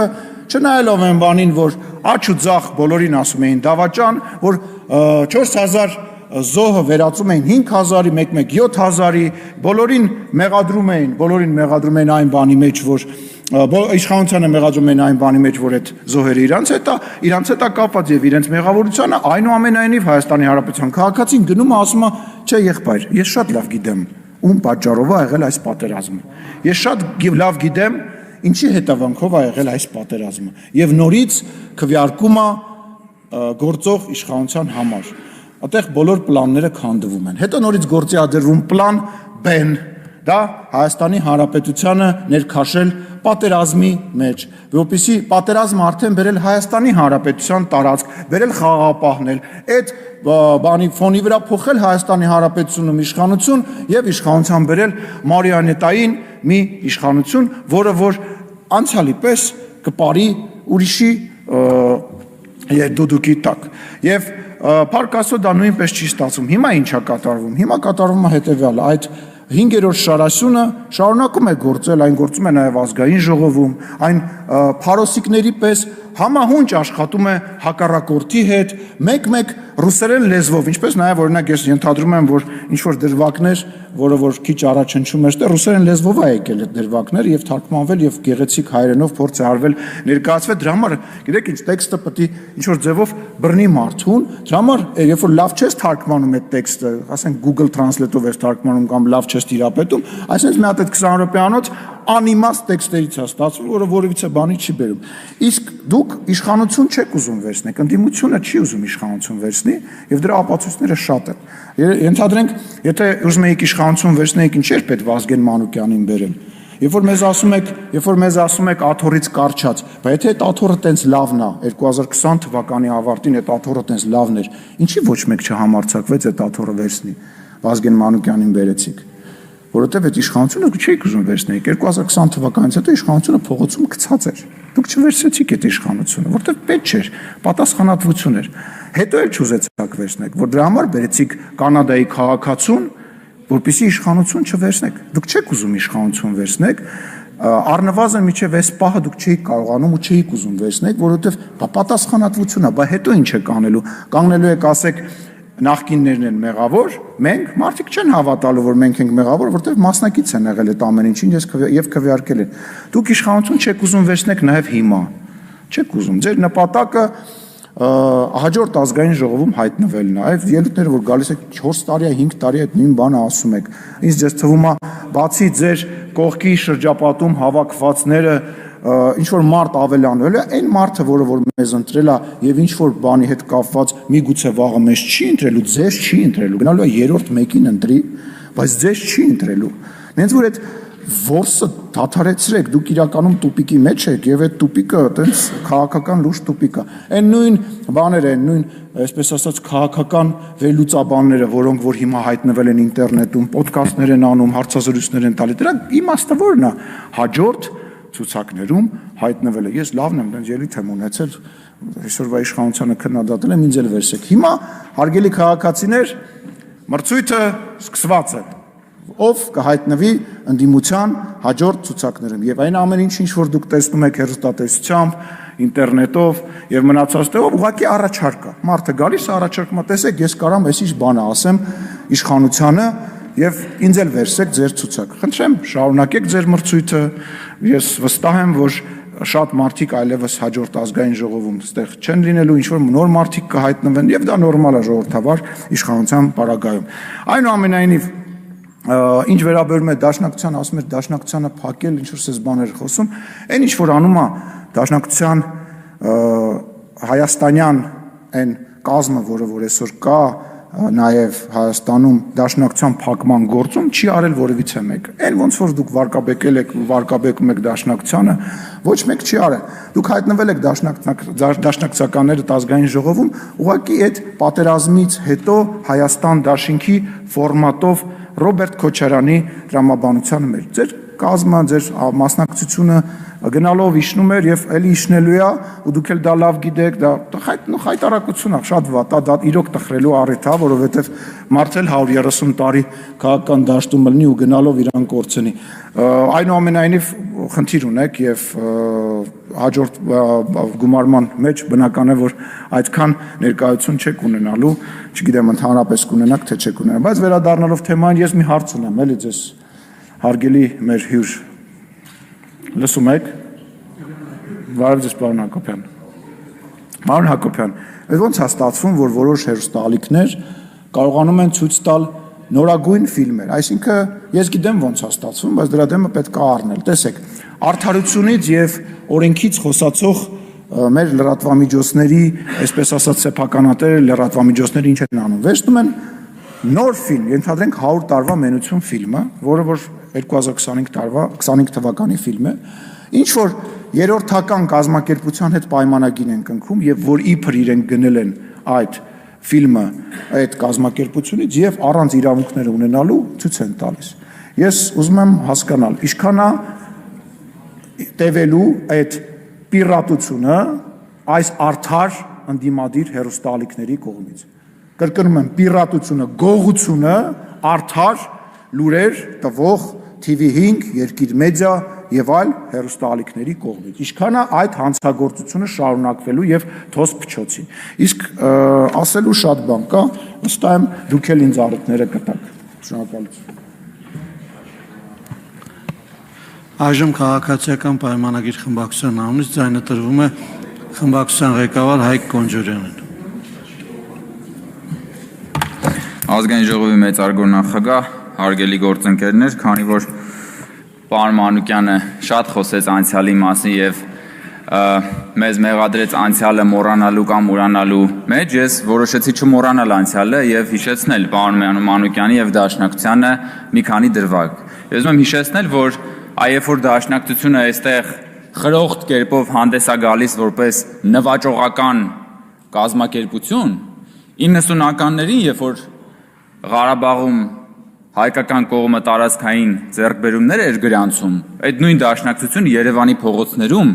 միտինգներ էր անում այսօրերի նման եւ պահանջում էր այն ժամանակվա իշխանության հրաժարականը եւ այն ժամանակվա իշխանությանն էր ասում դավաճան։ Այսինքն, բայ եթե այդքան դուք տենց հողեր նվաճող եք, բա այդ ժամանակ ինչ էիք խոսում, այդ ինչ ցույցեր էիք անում այդ ժամանակ, կամ որ ասում է դուք հրաժարվում եք անցյալից, դուք հրաժարվում եք մեր ինքնությունից, հա։ Բա այդ երբ որ Թուրքիայի նախագահը գալիս էր Հայաստան-Թուրքիա ֆուտբոլային խաղը նայելու, այդ ցեղասպանությունը ուրացողներ, խեիք Ծիծեռնակաբերդի լույսերը անջատում։ Այ Արարատը ուրացողներ, ինչի եք հավաքականի մարզաշապիկից Արարատի պատկերը հանում։ Բայց սա դուք եք կարել ձեր իշխանության ժամանակ, բա ուրացել եք, խեք ուրացել, հա։ Բա խեք ուրացել է, ձեզ թվում է մարդիկ մոռացել են։ Բա խիեք դուք անցյալից հրաժարվում, ձեզ թվում է որ այստեղ մարդիկ են նստած, ովքեր որ քաղաքական հիշողություն չունեն, չեն գալու ձեր երեսին ճպացնեն ձեր ապրած կյանքը։ Այդ ինչ անցյալից են, ուրացումից են խոսում, բա որ այսքան ասում ենք առաջին հանրապետություն, հանկարծ մեկին չթվա թե մենք Սիմոն Վրացյանին, Քաջազնունին, Խատիսյանին թիրախավորում ենք, ոչ։ Մենք ասում ենք այդ մարդիկ ժամանակի համար պրագմատիկ որոշումներ են կայացրել։ Բա խիեք ուրանում Սիմոն Վրացյանին, խիեք ուրանում Դաշնակցությանը, Քաջազնունուն, խիեք ուրանում Խատիսյանին։ Բա այդ մարդիկ գնացել են կնքել են պայմանագիր Թուրքիայի հետ, որը կոչվել է բարեկամության եւ խաղաղության բարեկամության։ Հիմա եթե դուք մեզ մեղադրում եք Թուրքիայի հետ հարաբերություններ նորմանացնելը համարում եք դավաճանություն, ուրեմն դուք Խատիսյանին, Քաջազնունին, Վրացյանին համարում եք դավաճան։ Դուք ուրանում եք Խատիսյանին, Վրացյանին եւ մյուսներին, հետեւաբար դուք չեք իրական դուք ուրացել եք Դաշնակցությունը։ Դուք ուրացել եք Դաշնակցության արմատները։ Այստեղ նստածները դուք ընդամենը բռնազավթել եք Դաշնակցության բրենդը եւ եկել այստեղ նստել եք ու բան Դաշնակցությունից եք խոսում, բայց Դաշնակցության ժառանգությունը հենց Վրացյանն է, Քաջազնունինն է, Խատիսյանն է, մյուսներն է։ Դուք ի՞նչ կապ ունեք Դաշնակցության հետ։ Դուք մերկանցիլ քաղաքական խմբակ եք, որոնք որ ամենատարբեր այս ռոպեական քաղաքական շահի համար պատրաստ եք եղել Ծիծեռնակաբերդի լույսերը անջատել ու այսօր եկել եք ցեղասպանությունից եք խոսում, մեզ էլ մեղադրանքները կնչեցնում։ Արարատից մենք ենք հրաժարվել, ասում եմ խեք շապիկից հեռացրել բանը, երբ որ Աբդուլլա Գյուլը եկել էր Հայաստան։ Հեսա լիքը բաներ եք ասել կանադառնա։ Հա, Գեգամ Մանուկյանը ասում է, ցիտում է իր ելույթից. Ղարաբաղյան շարժումը պայքար էր պետականության ամրապնդման համար։ Սա ասում է Գեգամ Մանուկյանը։ Այս դատողության, այս հայտարարությունից բխում է, որ Ղարաբաղյան շարժման հետևանքով Հայաստանի Հանրապետության պետականությունը պետք էր ամրապնդվի, ճիշտ է։ 1994 թվականի զինադադարից հետո ընդամենը 2 տարի անց Հայաստանում սկսվեց ընտրակեղծարարության մեխանիզմը, առաջին անգամ կեղծվեցին ընտրությունները։ Կարճ ժամանակ անց Հայաստանում տեղի ունեցավ հեղաշրջում հենց իրենց ղեկավարի ուրեմն կողմից եւ ակտիվ մասնակցությամբ։ Այսինքն, երբ որ մենք խոսում ենք պետականության ամրապնդման մասին, չենք կարող խոսել ընտրակեղծարարության մասին, ժողովրդի կամքը գողանալու մասին, ժողովրդին բռնանալու մասին։ Իսկ ահա ձեր ղեկավարի իշխանության տարիներին Հայաստանում սկսվեց մի իսկական արյան բաղնիք քաղաքական սպանությունների։ Ես հիմա ուզում եմ կարդամ, միա դուք ասեք, տենց պետականությունն եք ամրապնդվել են եւ մամուլում ու տարբեր մի բաներում շրջանակներում ձեր ղեկավարի իշխանությունը բնորոշվել է որպես արյունոտ տասնամյակ։ Եւ ահա թե ովքեր են եղել գոնե մի մասը այդ զոհերի։ Հենրիկ Խաչատրյան, Հայաստանի Հանրապետության գլխավոր դատախազ, սպանվել է հրազենից իր աշխատասենյակում 1998 թվականի օգոստոսի 6-ին։ Արամ Կարապետյան, Հայաստանի Հանրապետության տրանսպորտի նախկին դատախազ, սպանվել է կրկին ձեր ղեկավարի իշխանության տարիներին։ Վարամ Խորխորունի ՀՀ պաշտպանության փոխնախարար Գնդապետ սպանվել է 1998 թվականի դեկտեմբերի 10-ին իր բնակարանի շքամուտքում հրազենից, սպանությունը բացահայտված չի։ Արծրուն Մարգարյան, Հայաստանի Հանրապետության ներքին գործերի փոխնախարար, սպանվել է 99 թվականի փետրվարի 9-ին պաշտոնական վարկածով 2 կրակոցով։ Ինքնասպանություն է գործել, մի անգամ կրակելով գլխին, մի անգամ սրտի շրջանում։ Վազգեն Սարգսյան, Հայաստանի Հանրապետության վարչապետ, սպանվել է 99 թվականի հոկտեմբերի 27-ին Ազգային ժողովի դահլիճում։ Կարեն Դեմիրճյան, ԱԺ նախագահ, Հայաստանի ժողովրդական կուսակցության նախագահ, սպանվել է 99 հոկտեմբերի 27-ին։ Յուրի Բախշյան, ԱԺ փոխնախագահ, սպանվել է 99 հոկտեմբերի 27-ին։ Ռուբեն Միրոյան, ԱԺ փոխնախագահ, սպանվել է հոկտեմբերի 27-ին։ Լեոնարդ Պետրոսյան, ՀՀ օպերատիվ հարցերի նախարար, սպանվել է հոկտեմբերի 27-ին։ Արմենակ Արմենակյան, ԱԺ պատգամավոր, սպանվել է հոկտեմբերի 27-ին։ Հենրիկ Աբրահամյան, ԱԺ պատգամավոր, սպանվել է հոկտեմբերի 27-ին։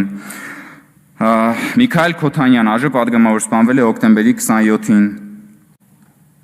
Պողոս Պողոսյան, Վրաստանի քաղաքացի, սպանվել է 2001 թվականի սեպտեմբերի 25-ին Առագաց սրճարանում Քոչանի թիկնապահների կողմից ծեծվելու հետևանքով նախագահին պրիվետ ռոբ արտահայտությամբ ողջունելու համար, դաշնակցական էր։ Տիգրան Նաղդալյան, լրագրող, Հանրային հեռուստախորհրդի նախագահ, սպանվել է 2002 թվականի դեկտեմբերի 28-ին ծնողների տան շքամուտքի հրազենից, եւ սա մի մասն է։ Սենց եք դուք Ղարաբաղյան շարժման հետևանքով պետականություն ուժեղացրել։ Սենց եք ուժեղացրել։ Բա հաղթել էինք։ Բա հաղթանակից հետո պետքա լիներ ժողովրդավարություն, հաղթանակից հետո պիտի լիներ խաղաղություն, հաղթանակից հետո պետքա լիներ հանրային համերաշխություն, բա դրանից հետո քաղաքական քանի հատ սպանություններ եք իրականացրել։ Գլխատել եք պետությունը, դուք այսօր եկել խոսում եք պետականության ամրապնդումից։ Հաղթանակից հետո, բանտենտեսա, դուք ազգային հարստությունը մսխել եք հաղթանակից հետո, գույք պարտքի դիմացել, մնացած ամեն ինչը, որ այսօր ապօրինի գույքի բռնագանձման օրենքով էլ դրա մի մասն է նույնիսկ հայցադիմումներով։ Բա հաղթանակից հետո ձեր 3 նախագահների իշխանության օրոք Հայաստանից 1 միլիոն մարդ արել,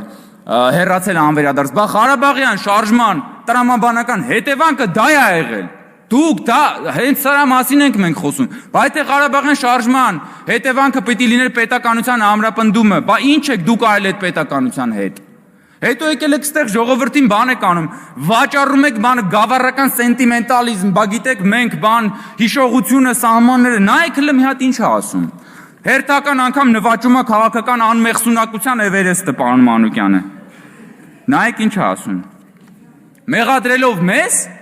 եւ որ մենք պաշտպանում ենք Հայաստանի ինքնիշխան սահմանները եւ Հայաստանի ուրեմն նաեւ քարտեզը, որը վարչապետը ցույց է տալիս, ասում է,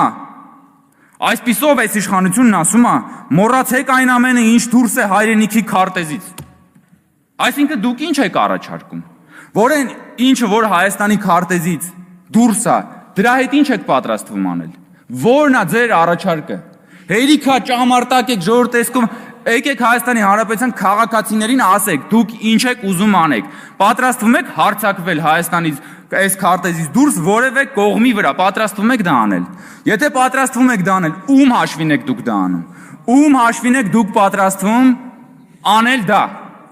Հայտնի մի անգամ այն հռոմեական հայտնի ավանդույթը այստեղ պատմել են, որ կամուրջի շինարարներին առաջինը, երբ որ կամուրջը առաջին անգամ շահագործվում էր, նրանց եւ նրանց ընտանիքի անդամներին կանգնեցնում էին այդ կամուրջի տակ։ Հիմա դուք երբ որ ասում եք ըստ էության, որ պատերազմ եք նախաձեռնել, դուք կանգնելու եք այդ կամուրջի տակ, դուք ինքներդ ձեր մաշկը դնելու եք այդ կամուրջի տակ։ Կամուրջը այստեղ ճակերտավորի թե չէ։ Մնացածը ժողովուրդ ուղղակի ցնդաբանությունն է, ինչեր եք խոսում։ Ինչ հեքիաթի մեջ եք ապրում դուք։ Ձեզ թվում է դուք եք վիրավորում մարդկանց բանականությունը։ Ձեզանից ինչ հարենասեր։ Դուք վաճառել եք, դուք ես էլի այն անգամ ասեցի, դուք Արարատը մոնետիզացրել եք։ Հետո այդ նույն Արարատը, երբ որ Թուրքիայի նախագահը եկել է, հանել եք Հայաստանի հավաքականի շապիկից, գոնե մի եկեք այստեղ բան ձևացեք։ Կույս ձևացեք։ Ինչ վերաբերվում է մեր քննարկվող հարցին։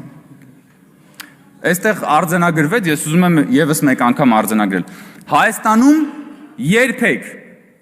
անկախացումից սկսած երբեք մամուլը այնքան ազատ չի եղել, որքան այսօր։ Դա ուղղակի դա աքսիոմատիկ ճշմարտություն է։ Հայաստանում չի եղել նման բան, որ ընդդիմությունը տիրապետի լրատվական դաշտի 90%-ին,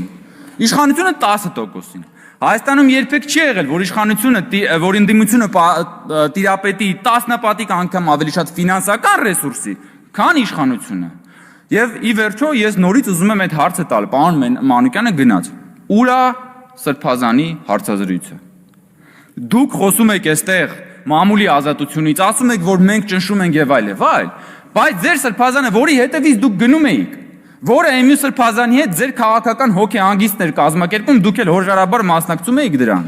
Հետո գնում է ձեր հեռուստատեսությունում հարցազրույց է տալի, ձեր շեֆին մի երկու թթու բան է ասում, այդ մարդու հարցազրույցը բան է կանում։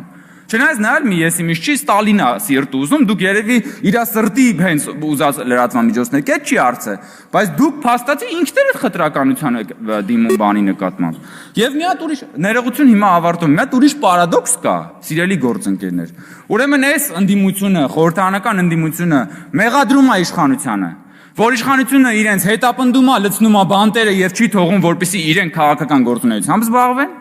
եւ կան այլ ընդդիմադիր գործընկերներ, ովքեր մեղադրում են իշխանությանը, որ իշխանությունը իրենց չի լցնում բանտերը, չի բռնում, չի հետապնդում, որպեսզի իրենք քաղաքականությամբ զբաղվեն։ Եվ քանի որ այս երկու մեղադրանքն էլ կա,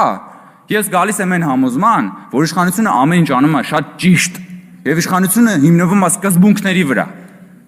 Եվ սա է իրականությունը։ Եվ նորից եմ ասում, Հայաստանի Հանրապետությունում երբեք մամուլն այսքան ազատ չի եղել, Հայաստանի Հանրապետությունը երբեք այսքան ժողովրդավար չի եղել, Հայաստանի Հանրապետությունը երբեք այսքան մեծ շանս չի ունեցել սեփական ինքնիշխանության պաշտպանության համար, ահա թե ինչու աղմկում է խորհրդարանական ընդդիմությունը։ Շնորհակալություն պարոն Կոնջյան, Տիկին Վարդան, ես անկեղծ չեմ հասկանում, ոնց կարելի է, որ մարդը ամբիոնից զոհված մարդկանց անուններ է տալիս, ասենց ժպիտը դեմքին նստել եւ վայելել, որ այսօրը Վազգեն Սարգսյանն է սպանվել, Խորխորունին է սպանվել, անենց եք ժպտում, ես ասենք զարմացած եմ, էլի, ասենք այդ ծիծաղն ու ժպիտը զոհերի անունները տալու հետ կապված, ամոթ է էլի, ամեն ինչ իր չափ ու ցինիզմն էլ իր չափ ու սահման ունի։ Շնորհակալություն եզրափակիչ ելույթի համար։ Ձայնը տրվում է Տիգրան Հակոբյանին, համեցեք պարոն Հակոբյան։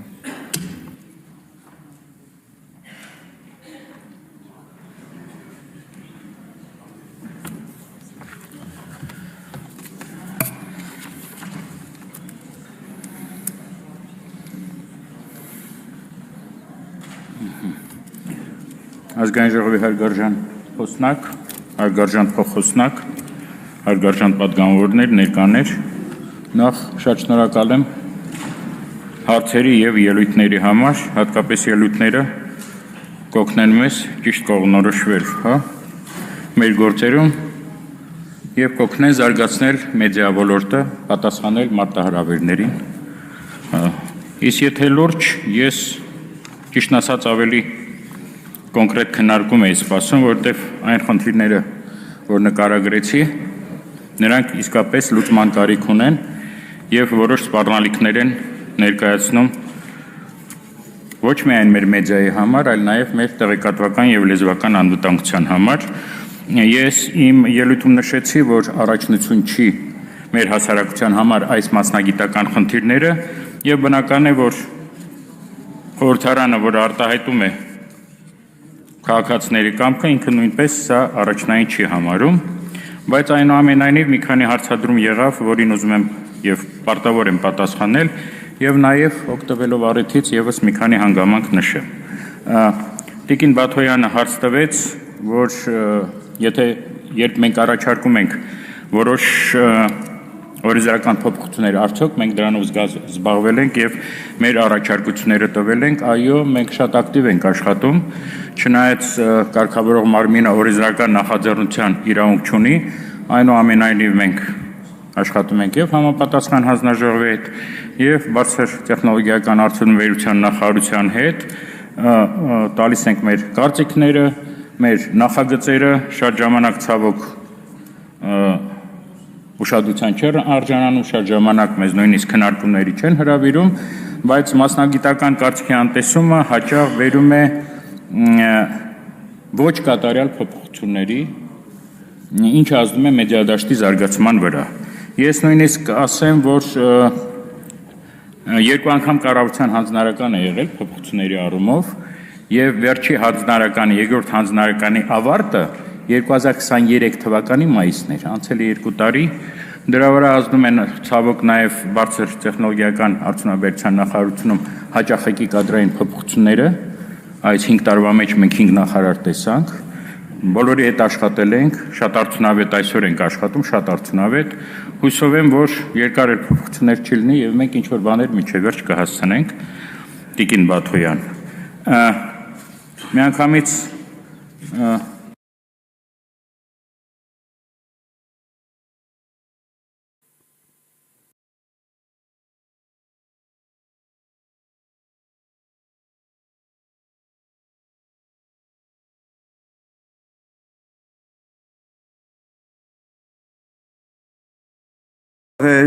տասնյակ հարյուրավոր դաշնակցականների հետ հացադուլ անես, միակ հեռուստաընկերությունը ղեկավարեց, որ ֆուտբոլային դիվանագիտության դեմ էր խոսում, որը ահազանգել էր Տիտեռնակաբերդ լույսերն անջատելու, հետո ահազանգել էր ֆուտբոլի մեր զինանշանի վրայի ֆեդերացիայի Արարատի հանելու, որը պարզվավ թյուրիմացության հետևանք է, ու կան այստեղ քեզ մեղադրեն այդ ամեն ինչի մեջ, լավ էլի, գոնե այդ մեկը չէ, ընդ որում մեղադրողը ոչ թե քաղաքացիական պայմանագիր խմբակցության ղեկավար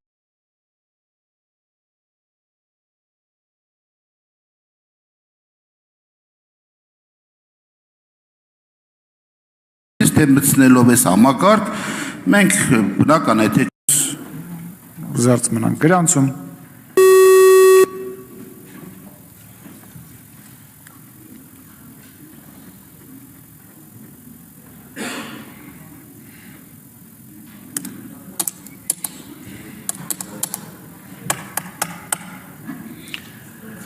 Պատգամավորը գրանցվեք, ֆորում ունենք, քննարկում ենք կառավարության կողմից ներկայացված ազգային ժողովի արտահերթ նիստի օրակարգային հարցի վերաբերյալ քննարկում ենք այդ օրակարգային հարցը, ազգային ժողովի որոշման նախագիծ, որով առաջարկվում է նախագծի երկրորդ ընթերցման քննարկումը կազմակերպել առաջին ընթերցման ընդունելուց հետո 24 ժամվա ընթացքում։ Նախագծի վերաբերյալ գրավոր առաջարկներ եւ գլխադասային հանձնաժողովի եզրակացություն ներկայացնելու համար սահմանել առնվազն 3-ական ժամ։ Այս որոշման նախագիծը նախ պետք է քննարկենք, այնուհետև քվեարկենք։ Որոշման նախագիծը ներկայացնելու համար ձայնը տրվում է Հայաստանի Հանրապետության շրջակա միջավայրի նախարար Հակոբ Սիրիմիձյանին, համեցեք պարոն Սիրիմիձյան։ Ազգային ժողովի հարգելի նախագահ, հարգելի պատգամավորներ, օրակարգային հարցը արտահերթ նիստի վերաբերվում է բնության հատուկ պահպանվող տարածքների մասին օրենքում փոփոխություններ կատարելու նախագծին, ուրեմն արտահերթ կարգով անհետաձգելի ենք համարել զուտ ոռոգման սեզոնի մեկնարկի հետ կապված, հիմա բովանդակային չեմ խոսի, այսքանով։ Շնորհակալություն պարոն Սիմիձյան, պարոն Սիմիձյանին հարցերով դիմելու համար կարող եք հերթագրվել։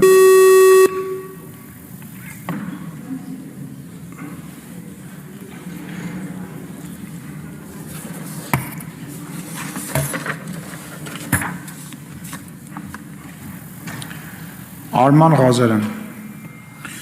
Պարոն Սիմիձյան, այդ երկու բառով որ ասում եք ոռոգման հետ կապված, սենց բերել եք ոտի վրա, արդյոք այս նախագիծը հնարավոր չէր նորմալ բերել ազնաժողովում, հանրային քննարկման շահագրգիռ կողմերի հետ քննարկել, նոր բերել, եւ ես վստահ եմ, որ սա հերթական ծախողված նախագիծն է լինելու, ոնց որ փակ շրջանայով համակարգը, որը վարչական դատարանում կասեցվել է, ոնց որ էկոպարեգների մասին օրենքը, որ անդադ գալիս եք, երկարացնում եք, դուք էլ եք մեղ, անդադ գալիս եք ազնաժողով, էլի։ Վերջնական տեսքի բերեք, նոր կարողանանք քննարկել, բան հասկանանք, ասենք ոտի վրա շփթփ մեզ չեմ հասկանում, մենք այս կար ժամանակը հատվածում առավել ևս մենք հատուկ պահպանող տարածքներին մեծ կարևորություն ենք տալիս։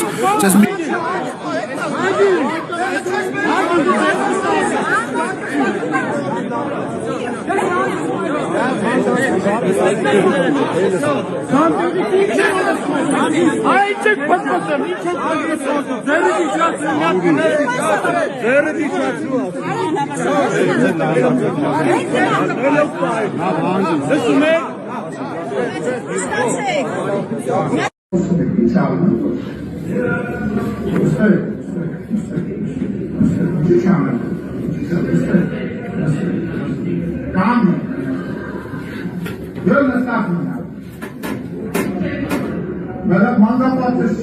Մանկապատվություն, նա դույով խոսա երիտասարդ, լսի երիտասարդ, դույով խոսա, լսում ես, հանգստացի, ինձ դեպի խոստման նույնը ստանում ապատասկան, որ կանգնած նա խես նստում,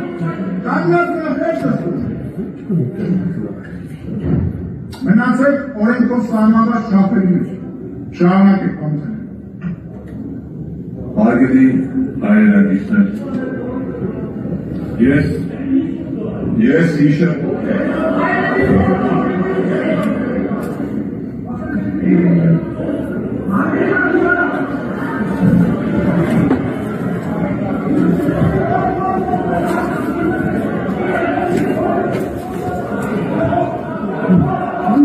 Անջատեք եթել, ենթվիջում 20 րոպե։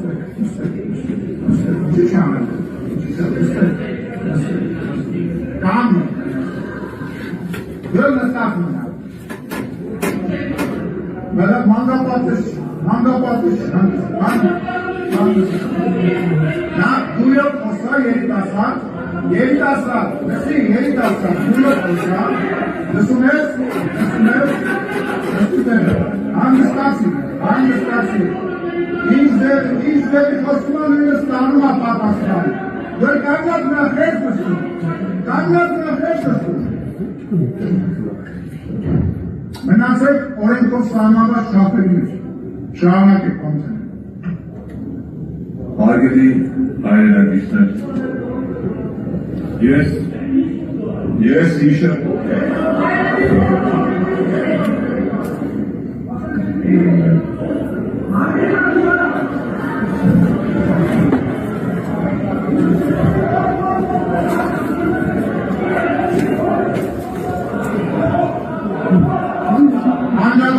Ես միջում 20 րոպե։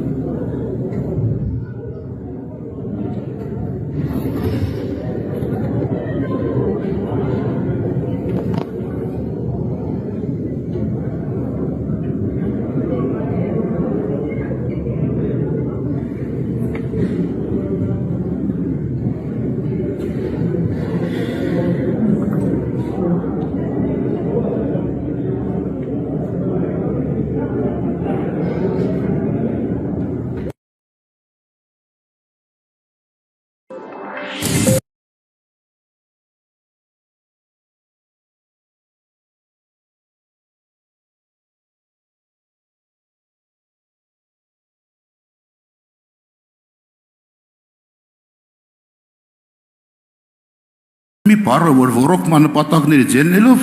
արտահերտ նիստի օրակարգ ենք բերել։ Ես ինչ հասկանամ, ես հանրությունը ինչ հասկանամ, մենք ինչ պատասխան ենք ձեռք բերել, որ նախագծի եւ ոնց քվեարկենք։ Պարոն Ղազարյան, ես ասացի, որ բովանդակությանը չեմ անդրադառնա, երբ հերթը կա բովանդակությանը կանդրադառնամ, այդ ժամանակ ձեր գնահատականները նոր կխնդրեմ բարձրաձայնեք, ամեն անգամ ինչ-որ հարցի համար չեն գալի, ես առհասարակ ազգային ժողովում քիչ եմ նախագծեր ներկայացնում, եկո պարեկային հետ կապված է մեկ անգամ եկել ենք, կարևոր փոփոխություն ենք բերել, ձեր հետ քննարկել ենք, խնդրեմ գնահատականները բովանդակության անդրադառնանք նոր կասեք։ Հերթական անգամ մեծամասնությունը խեղաթյուրում է այն, ինչ ասում է ընդդիմությունը եւ փորձում է որակումներով արտարացնել իրենց ազգակործան գործունեությունը եւ հանրային միջոցների շատ դրվագներով ուղակի վատնումը, հափշտակումը եւ փորձել խեղաթյուրելով ընդդիմության մոտեցումը փորձում են վերագրել բաներ, որոնք չեն ասվել։ Լսեք, շատ պարզ բան է, այս հայտարարագրման հիմքում նորից եմ կրկնում հարկման պարտադրության սկզբունքն է, բայց դուք ելնում եք այս ամբիոնից եւ խեղաթյուրում եք ամեն ինչ։ Եվ երբ որ այստեղից հնչում է հստակ հարց, արձագանք, որ այնուամենայնիվ, եթե համակարգը պատրաստ չի, կասեցվի, ամբողջությամբ մշակվի, նոր ներդրվի, դուք վերափոխում եք հարցը եւ ասում եք, որ ոչ, տեսեք ընդդիմությունը չի ուզում ձեր սոցիալական վիճակը բարելավ, ինչ եք կեղծում։ Ինչ եք հրապարակային, հերթական անգամ ստում։ Ի վերջո, այդ սուտը իրականության մեջ բախվում է, չէ, ճշմարտության հետ։ Վաղը մյուս օրը, որ այդ մարդիկ ուշացրեցին կամ չներկայացրեցին, հարցադրումը, որ քրեական պատասխանատվություն հասնում է, թե չէ, վաղը մյուս օրը գալու է, չէ, այդ իրավիճակը, երբ որ նախաքննական մարմինները կոնկրետ գործողություն դիձեռնարկեն։ Ավելի լավ չէ, գլխից, հիմիկվանից ամբողջ համակարգը մշակվի, քաղաքացիներին բացատրվի կարևորությունը, անհրաժեշտությունը եւ ապագա զարգացումները նոր դրվի համակարգ, այլ ոչ թե կիսատ պռատ ինչ որ հերթական գործողություններն արվի։ Ես ամբիոնից ուզում եի նաեւ երկու կարևոր հարցի վերաբերյալ խոսեի, առաջինը այն, որ հայոց ցեղասպանության 110-րդ տարելիցին առաջ մեր խմբակցությունը շրջանառության մեջ է դրել հայոց ցեղասպանության ուրացման կոնկրետ հանցակազմի համար քրեական պատասխանատվության նախատեսող օրինագիծ, սա մի օրինագիծ է, որի մի կողմում ազգային հիշողությունը եւ արժանապատվությունն ու ինքնությունն է, մյուս կողմում հայ ժողովրդի ու հայ ազգի թշնամիներն են։ Ես կարծում եմ առաջիկայում ընտրության հնարավորություն պետք է ունենա յուրաքանչյուրը։ Եվ առաջին հերթին քաղաքական այն մեծամասնությունը, որ այսօր որոշումներ է կայացնում Հայաստանի Հանրապետության անունից։ Հուսամ այդ քննարկումների ընթացքում գերակշիռ մասը կպաշտպանի ազգային արժանապատվությունը։ Եվ երկրորդ հարցը, որ ուզում եմ անդրադառնալ, հետևյալն է, այս օրերին մենք հերթական անգամ ականատես եղանք պատմության խեղաթյուրումների, պատմության ուրացումների, ազգային ազատագրական պայքարը հերթական անգամ, ինչպես սիրում են կրկնել, մոնետիզացնող վարքագծի, վիրավորանքների եւ ազգային ժողովի նիստերի նախագահողների կողմից քար լռության այդ ամեն ինչին ու ուզում եմ նաև հիշեցնել, որ ամեն մի խոսք նաև պետք է բավարար հիմքեր ունենա հետագայում համապատասխան հիմնավորումներ ներկայացնելու։ Սուտն ու կեղծիքը եւ մեր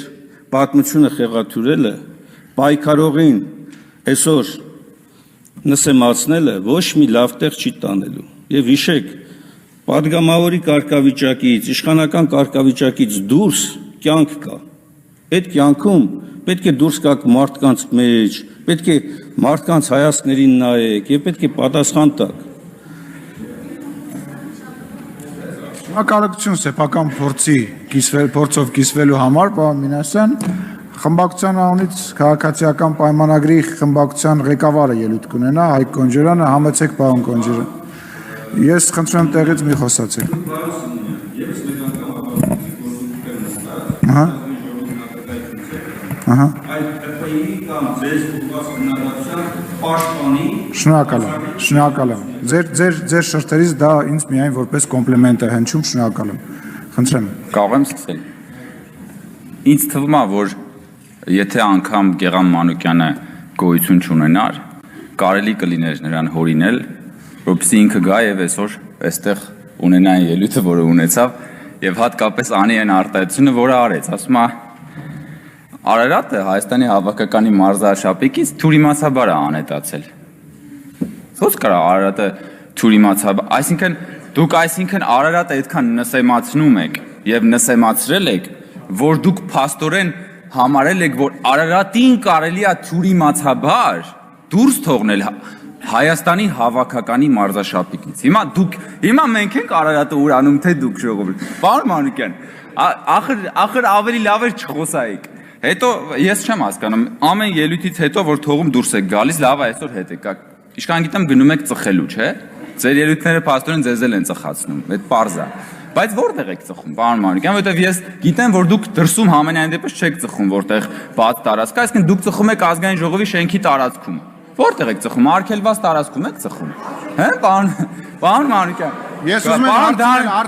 արդյոք ձեր արձագանքները անընդմեջ խոսելը խոսում են նրա մասին, որ ձեզ հարմար չէ խոսակցությունը եւ վատ եք զգում։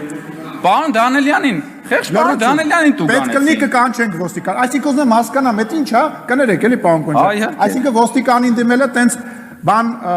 ոչ վայել գործողություն է, ուզում եմ հասկանամ։ Ես չգիտեմ պրոստը դուք ում եք ծխում, ես կյանքում ծխած չկամ, բայց ուզում եմ ասեմ դուք նորից ձեր դա լեզվամտածելակերպ է, այսինքն ոստիկանին դիմելը մի ինչ որ արարքա, որը պետք չի անել։ Այո, ոստիկան պետք է կանչենք, անկախ նրանից թե ում է վերաբերում։ Կանչում ենք, լավ չեք նայում, ասում եմ։ Շարունակեք, պարոն Կոնջյան։ Ես խնդրում եմ, որ մեր ֆրակցիայի падգամավորները այլևս Գառնիկ Դանելյանի հետ չծխեն եւ ձեր ջրերը չգցեք, եթե դուք ծխում եք նախ դուք մի ծխեք, հարգելի գործընկերներ, երկրորդը եւս կոչ եմ անում, այո, ոստիկանությունը պիտի համապատասխան վարչարություն անի, եթե նաեւ այդ թվում քաղաքացիական պայմանագրի падգամավորներն են շենքում ծխում եւ ձեզ էլ հորդորում եմ հարգելի գործընկերներ շենքում չծխել։ Եվ իհարկե ես գիտեմ, որ ձեր ելույթները նույնիսկ ձեզ են ծխացնում, պարոն Մանուկյան, բայց իսկապես ոնց կարա Արարատը հանելը, այդպես թյուրիմացություններ փաստորեն ձեր մոտ հաճախ ա եղել դաշնակցության։ Երևի տես թյուրիմացաբար կոալիցիայի մեջ մտակ երիտ թուրքերի հետ։ Հետո տես թյուրիմացաբար կոալիցիայի մեջ մտակ հանրապետականների հետ։ Հետո թյուրիմացաբար այդ բանից կոալիցիայից դուրս եկաք։ Հետո էլի թյուրիմացաբար հետ մտակ այդ կոալիցիայի մեջ։ Տենց ամեն ինչ թյուրիմացաբար ա եղել։ Պարոն Մինասյանն ասում է, որ նախաձեռնություն են բերելուց եւ ես իդեպ երեք շատ բաներ եմ ասել։ Խի դրանց չանադարձակ։ Փաստորեն համաձայն եք, պարոն Մանուկյան, երբ որ ես ասում եի, որ դուք ուրացել եք դաշնակցությանը, դուք ուրացել եք Սիմոն Վրացյանին, դուք ուրացել եք Քաջազնունուն, դուք ուրացել եք Խատիսյանին։ Հիմա հիմնավորում թե ոնց եք ուրացել։ Ցեղասպանությունից ընդամենը 3 տարի անց Դաշնակցությունը գնում է Թուրքիայի հետ պայմանագիր կնքում բարեկամության մասին, պայմանագրի վերնագիրը, հաշտության եւ բարեկամության մասին պայմանագիր, ցեղասպանությունից 3 տարի անց։ Փաստորեն դուք դա չեք համարում ուրացում, իսկ հիմա եկել եք 110 տարի անց, պարոն Մինասյանը եւ դուք ուզում եք երեսպաշտորեն բերեք նախագիծ ցեղասպանության ուրացումը քրեականացնելու համար։ Հիմա ես ձեզ հարց եմ տալի, բայց դուք համարում եք, որ Խատիսյանը ուրացող է, թե կամ Քաջազունին, կամ Վրացյանը։ Ժողովուրդ ջան, դաշնակցության ավանդույթը եթե պահում եք, միջև վերջ պահեք։ Շնորհակալություն, պարոն Կոնջյան։ Այսքանը։ Եվ ես առաջարկում եմ հաջորդ անգամ պարոն Մանուկյան ցնցեք մեզ, մի ինչ որ խելացի բան ասեք։ Շնորհակալություն։ Եզրափակիչ ելույթների կարիք տեսնում եք։ Համեցեք, պարոն Կոնջյան։ Ինչ ներքին վեճ ունեք դուք, ես չեմ հասկանում։ Ներքին վեճ ունեք, ակնհայտ ներքին վեճ ունեք դուք։ Դե դուք ձեր մեջ ներքին վեճ ունեք, դաշնակցականներով Հայաստան դաշինքի մնացած անդամներն պլեն են ընկել այս խոսակցության։ Չէ, չեք կարա։ Այդտեղից անընդհատ խոսում եք։ Տեղից անընդհատ խոսում եք։ Տեղից անընդհատ խոսում եք, ինչ ալնում որ։ Նստեք, ինչի չանեմ, նստեք, կանգնի, մինասը։ Դել նստած մնա ատեղ։ Մելավ մանգապարտես չի, հանգիստ, բան նստի։ Նախ դույով խոսա երիտասարդ, լսի, դույով խոսա, լսում ես, նստի տեղը, հանգստացի, ինչ ձևի խոսում է նույնը ստանում է պատասխան, դել կանգնած մնա խես նստում, մնացեք օրենքով սահմանված չափերի մեջ, շարունակեք պարոն Թունյան։ Հարգելի հայրենակիցներ, ես հիշա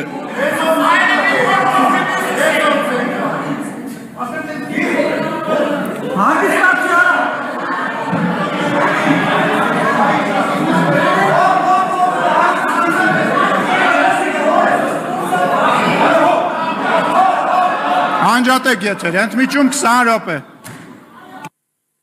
Ժաների ռոռոկումները երբ իրականացվում։ Այսինքն ռոռոկման հետ կապված խնդիրը լուծելու համար արտահերթնիստ են հրավիրում։ Նախորդ պլանավորեիք ըստ ընթացակարգի կանոնակարգ օրենքով կառավարությունը սահմանված կարգով բերեր նախագիծը քննարկեին։ Այսինքն նոր բան չի եղա, որ դուք արտակարգ ռեժիմով նախորդ պլանավորեիք այդ ամեն ինչը ռոռոկման հետ կապված բերեիք այդ նախագիծի մասածն է, դա դուք մի եղացեք իմ ասածից, որտեղ եթե փորձն է ցույց տվել, որ նախագծերը բերվում է կիսատ պրատ։ Պարոն Ղազարյան, էլի կասեմ, էլի գնահատականներ եք տալի, եթե նախագիծը ներկայացնեմ, կհասկանաք, որ եկել եմ 34 տարի չլուծված հարցը լուծեմ։ Շնորհակալություն, Արծվիկ Մինասյան։ Պարոն Սիմեջյան, պարոն Ղազարյանի հարցադրումը կիսելով հանդերձ, այնուամենայնիվ, քանի որ խոսքը վերաբերում է բնության հատուկ պահպանվող տարածքներին, սա ենթադրում է նաև, որ փաթեթը պետք է համալրված լինի նաև մի շարք փորձագիտական եզրակացություններով եւ այլն, բայց փաթեթը ես որքանով հետևեցի, նայեցի, ամբողջական չէ։ Հիմա 24 ժամվա ռեժիմի շրջանակներում ինչպես եք պատկերացնում, ոնց պետք է հասցվի այդ փաթեթը համալրվի այդ ամեն ինչով, մանավանդ որ խոսքը գնում է միջազգային չափանիշներին համապատասխան պետական արգելոցի տարածքի օգտագործման մասին։ Զուտ 24 ժամյա ռեժիմ, մանավանդ որ մենք ընդամենը մի քանի օրից մայիսի 5-ին թե 6-ին հիմա լավ չեմ հիշում, ունենք հերթական նիստեր։ Հնարավոր չէր գոնե եթե առաջին ընթերցումը հիմա լիներ, երկրորդ ընթերցումը այս ընթացքում նաև այդ ամբենը ներկայացվի, նոր երկրորդ ընթերցումը արդեն մայիսի 5-ին 6-ին կազմակերպվեր։ Պարոն Մինասյան, ասեմ, որ հարցը Գառնի համայնքի ոռոգման ջրի թույլտվությունից է ծագել, մենք հիմա կներկայացնենք, կքննարկենք, եթե 3 ժամյա ռեժիմը առաջարկություններ անելու բավարար չլինի ամբողջացնել, եթե թերություններ կա, ես էլի խնդիր չեմ տեսնում հետաձգելու համար, բայց հրատապությունը համայնքի ոռոգման ջրի խնդրի լուծումն է, ոռոգման համակարգը շրջակա միջավայրի նախարարության տիրույթում չի, գիտեք, քանի որ ուղղակի խնդիրը արգելոցի հետ է կապված, մենք ենք նախաձեռնել մի փոփոխություն է, այսինքն մի նախադասություն ենք փոխում, կներկայացնեմ, կքննարկենք, կարծում եմ հասկանալի կլինի, մանավանդ դուք էլ համակարգին ծանոթ եք, ղեկավարել եք ժամանակին։ Արձագանք։ Այո, իմ մտահոգությունը հենց այդտեղից է գալիս, որտեղ խոսքը գնում է Խոսրովի արգելոց, պետական արգելոց, եվրոպական չափանիշներին համապատասխանող, միջազգային չափանիշներին համապատասխանող արգելոցի մասին, անկախ նրանից, որ մի հատվածը Գառնի համայնքի առնչվող հարցը։ Ես հարցի նրբությունը նկատի առնելով եմ առաջարկում, որպեսզի նաև այս ընթացքում հնարավոր լինի համապատասխան միջավայրն էլ ձևավորել։ Ասացիս իմաստը սա էր, ոչ թե ես ստորադասում եմ համայնքի ոռոգումը կամ այլ բան, չէ, բացարձակ ոչ, պարզապես միջազգային չափանիշներին համապատասխանող գրանցված, ընդունված պետական արգելոցի մասին է խոսքը գնում, այսինքն խապճեպ անելու հետևանքը կարող է լինի բացասական գնահատականները, սա մասն։ Պարոն ասեմ, որ թե Խոսրովի արգելոցը, թե ազգային պարկերը իմ անձնական այդ թվում հոգատության ներքո է եւ այն առաջարկող փոփոխությունը, որը հիմա առաջարկում ենք, ըստ էության հողի վրա, գետնի վրա այն իրականությունը, որ ունենք, փորձում ենք դա նաեւ օրենսդրությամբ արտացոլել, այսինքն հողի վրա ինչ ունենք, որևէ փոփոխության չի ենթարկվում ու արգելոցում որևէ նոր բան չի իրականացվելու, ես ուղղակի բովանդակությանը հիմա չեմ ուզում անդրադառնալ։ Շնորհակալություն, պարոն Սիմիջյան, կարող եք զբաղեցնել ձեր տեղը մտքերի փոխանակության համար հերթագրում։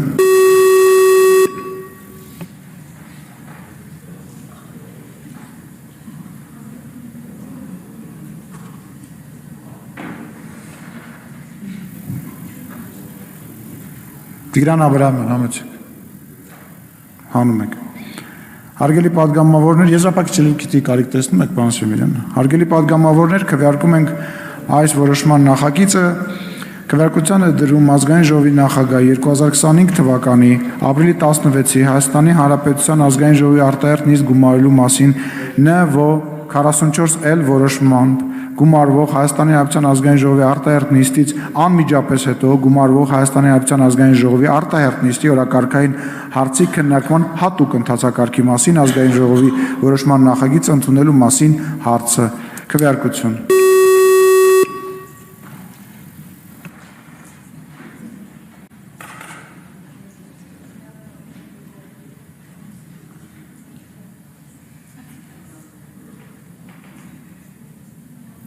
Հիսունվեց կողմ դեմ 26 ձեռնպահ 2 որոշում ընդունվել է, հարգելի գործընկերներ։ Քննարկում են կառավարության կողմից ներկայացված բնության հատուկ պահպանվող տարածքների մասին օրենքում փոփոխություն կատարելու մասին օրենքի նախագիծը առաջին ընթերցման ընդունելու մասին հարցը հիմնական զեկուցող շրջակա միջավայրի նախարար Հակոբ Սիմիջյան, համեցեք, պարոն Սիմիջյան։ Ազգային ժողովի մեծարգո նախագահ, հարգելի պատգամավորներ, ես սկզբից այն լրացումը, որը օրենքում արել ենք, դա ընթերցեմ, հետո իհարկե նաև կմեկնաբանեմ, կբացատրեմ ինչի մասին է խոսքը, այսպիսով առաջարկում ենք բնության հատուկ պահպանվող տարածքների մասին 2006 թվականի խմբագրությամբ նախագծի մեջ 16-րդ հոդվածի ակետը շարադրել նոր խմբագրությամբ ջրային ռեսուրսների օգտագործումը ջրային համակարգերի միջոցով եւ ջրային ռեժիմը խախտող ցանկացած գործունեություն բացառությամբ միջև բնության հատուկ պահպանվող տարածքների մասին 1991 թվականի դեկտեմբերի 2-ի օրենքի ուժի մեջ մտները արգելոցներում կառուցված ջրային համակարգերով խմելու կենցաղային եւ գյուղատնտեսական նպատակով ջրար իրականացնելու դեպքերի, եթե արգելոցի տարածքից ջրար իրականացնելուց բացի ջրի այլ աղբյուր արկա չէ, սա է լրացումը, ինչին է վերաբերում խոսքը, հարգելի գործընկերներ, ուրեմն 1972 թվականին, երբ դեռ Խոսրովի արգելոցը չուներ այս սահմանները, որը հիմա ունի,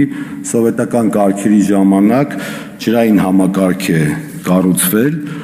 եւ ըստ էության դրանից հետո Գառնի համայնքի ոռոգման ջրի թույլտվությունը կամ ջուրը հենց տեղից են ստացել մենք քանի որ մեր վարչարությունը խստացրել ենք այդ թվում նաև ջրային օրենսգրքով սահմանել ենք որ բոլոր ջրօգտագործողները պետք է առցանց ջրաչափեր ունենան այդ թվում ջոերը որոշ դեպքերում սկսեցին խնդիրներ ունենալ որովհետև նախապես կամ նախկինում ունեցած իրավունքները կրկին չէին կարող ունենալ որովհետև օրենքը սահմանափակում է եւ այս պարագայում մենք առաջարկում ենք որ միջև 1991 թվականի դեկտեմբերի 2-ը, որը համընկնում է անկախ Հայաստանում բնության հատուկ պահպանվող տարածքների մասին օրենքի ընդունմանը, նախկինում եթե կան ջրային համակարգեր, խմելու ջրի նպատակով կամ ոռոգման նպատակով ջրի օգտագործման թույլտվությունները տրամադրենք, եթե ջրի այլ աղբյուր չկա, ասեմ, որ խոսքը գնում է 670 հեկտար ոռոգման ուրեմն տարածքների եւ նաեւ 1400 բաժանորդների մասին Ուղղակի ասեմ, որ մենք օրենքում ուղղակի այս հնարավորությունը, եթե ջրի այլընտրանք չկա, բացում ենք, այդ համակարգը արդեն ասացի 1972 թվականին է կառուցվել, մինչև հիմա օգտագործվում է եւ Խոսրով արգելոցում որևէ նոր բան չենք ավելացնում, այն հողի վրա ինչ իրականություն կա, փորձում ենք նաեւ մեր քաղաքացիներին ջրի աղբյուր ունենալ, եթե ելի եմ կրկնում խոսքը վերաբերում է խմելու ջրի թույլտվությանը կամ ոռոգման նպատակով ջրի օգտագործմանը եւ եթե այլընտրանք ջրի աղբյուրի չկա, ասեմ որ Կոտայք Ջոն 2023 թվականին դիմել է նախարարություն թույլտվություն ստանալու ջրօգտագործման, մերժել ենք 2024 թվականին է դիմել, մերժել ենք եւ նաև ջրային կոմիտեին առաջարկել ենք ջրի այլ աղբյուր գտնել, այդտեղից թույլտվություն ստանալ, արգելոցից չստանալ, բայց դրա ուրեմն բացակայության պատճառով ստիպված նախաձեռնել ենք այս փոփոխությունը, բայց ելի եմ կրկնում, հողի վրա իրականության մեջ որևէ փոփոխություն չենք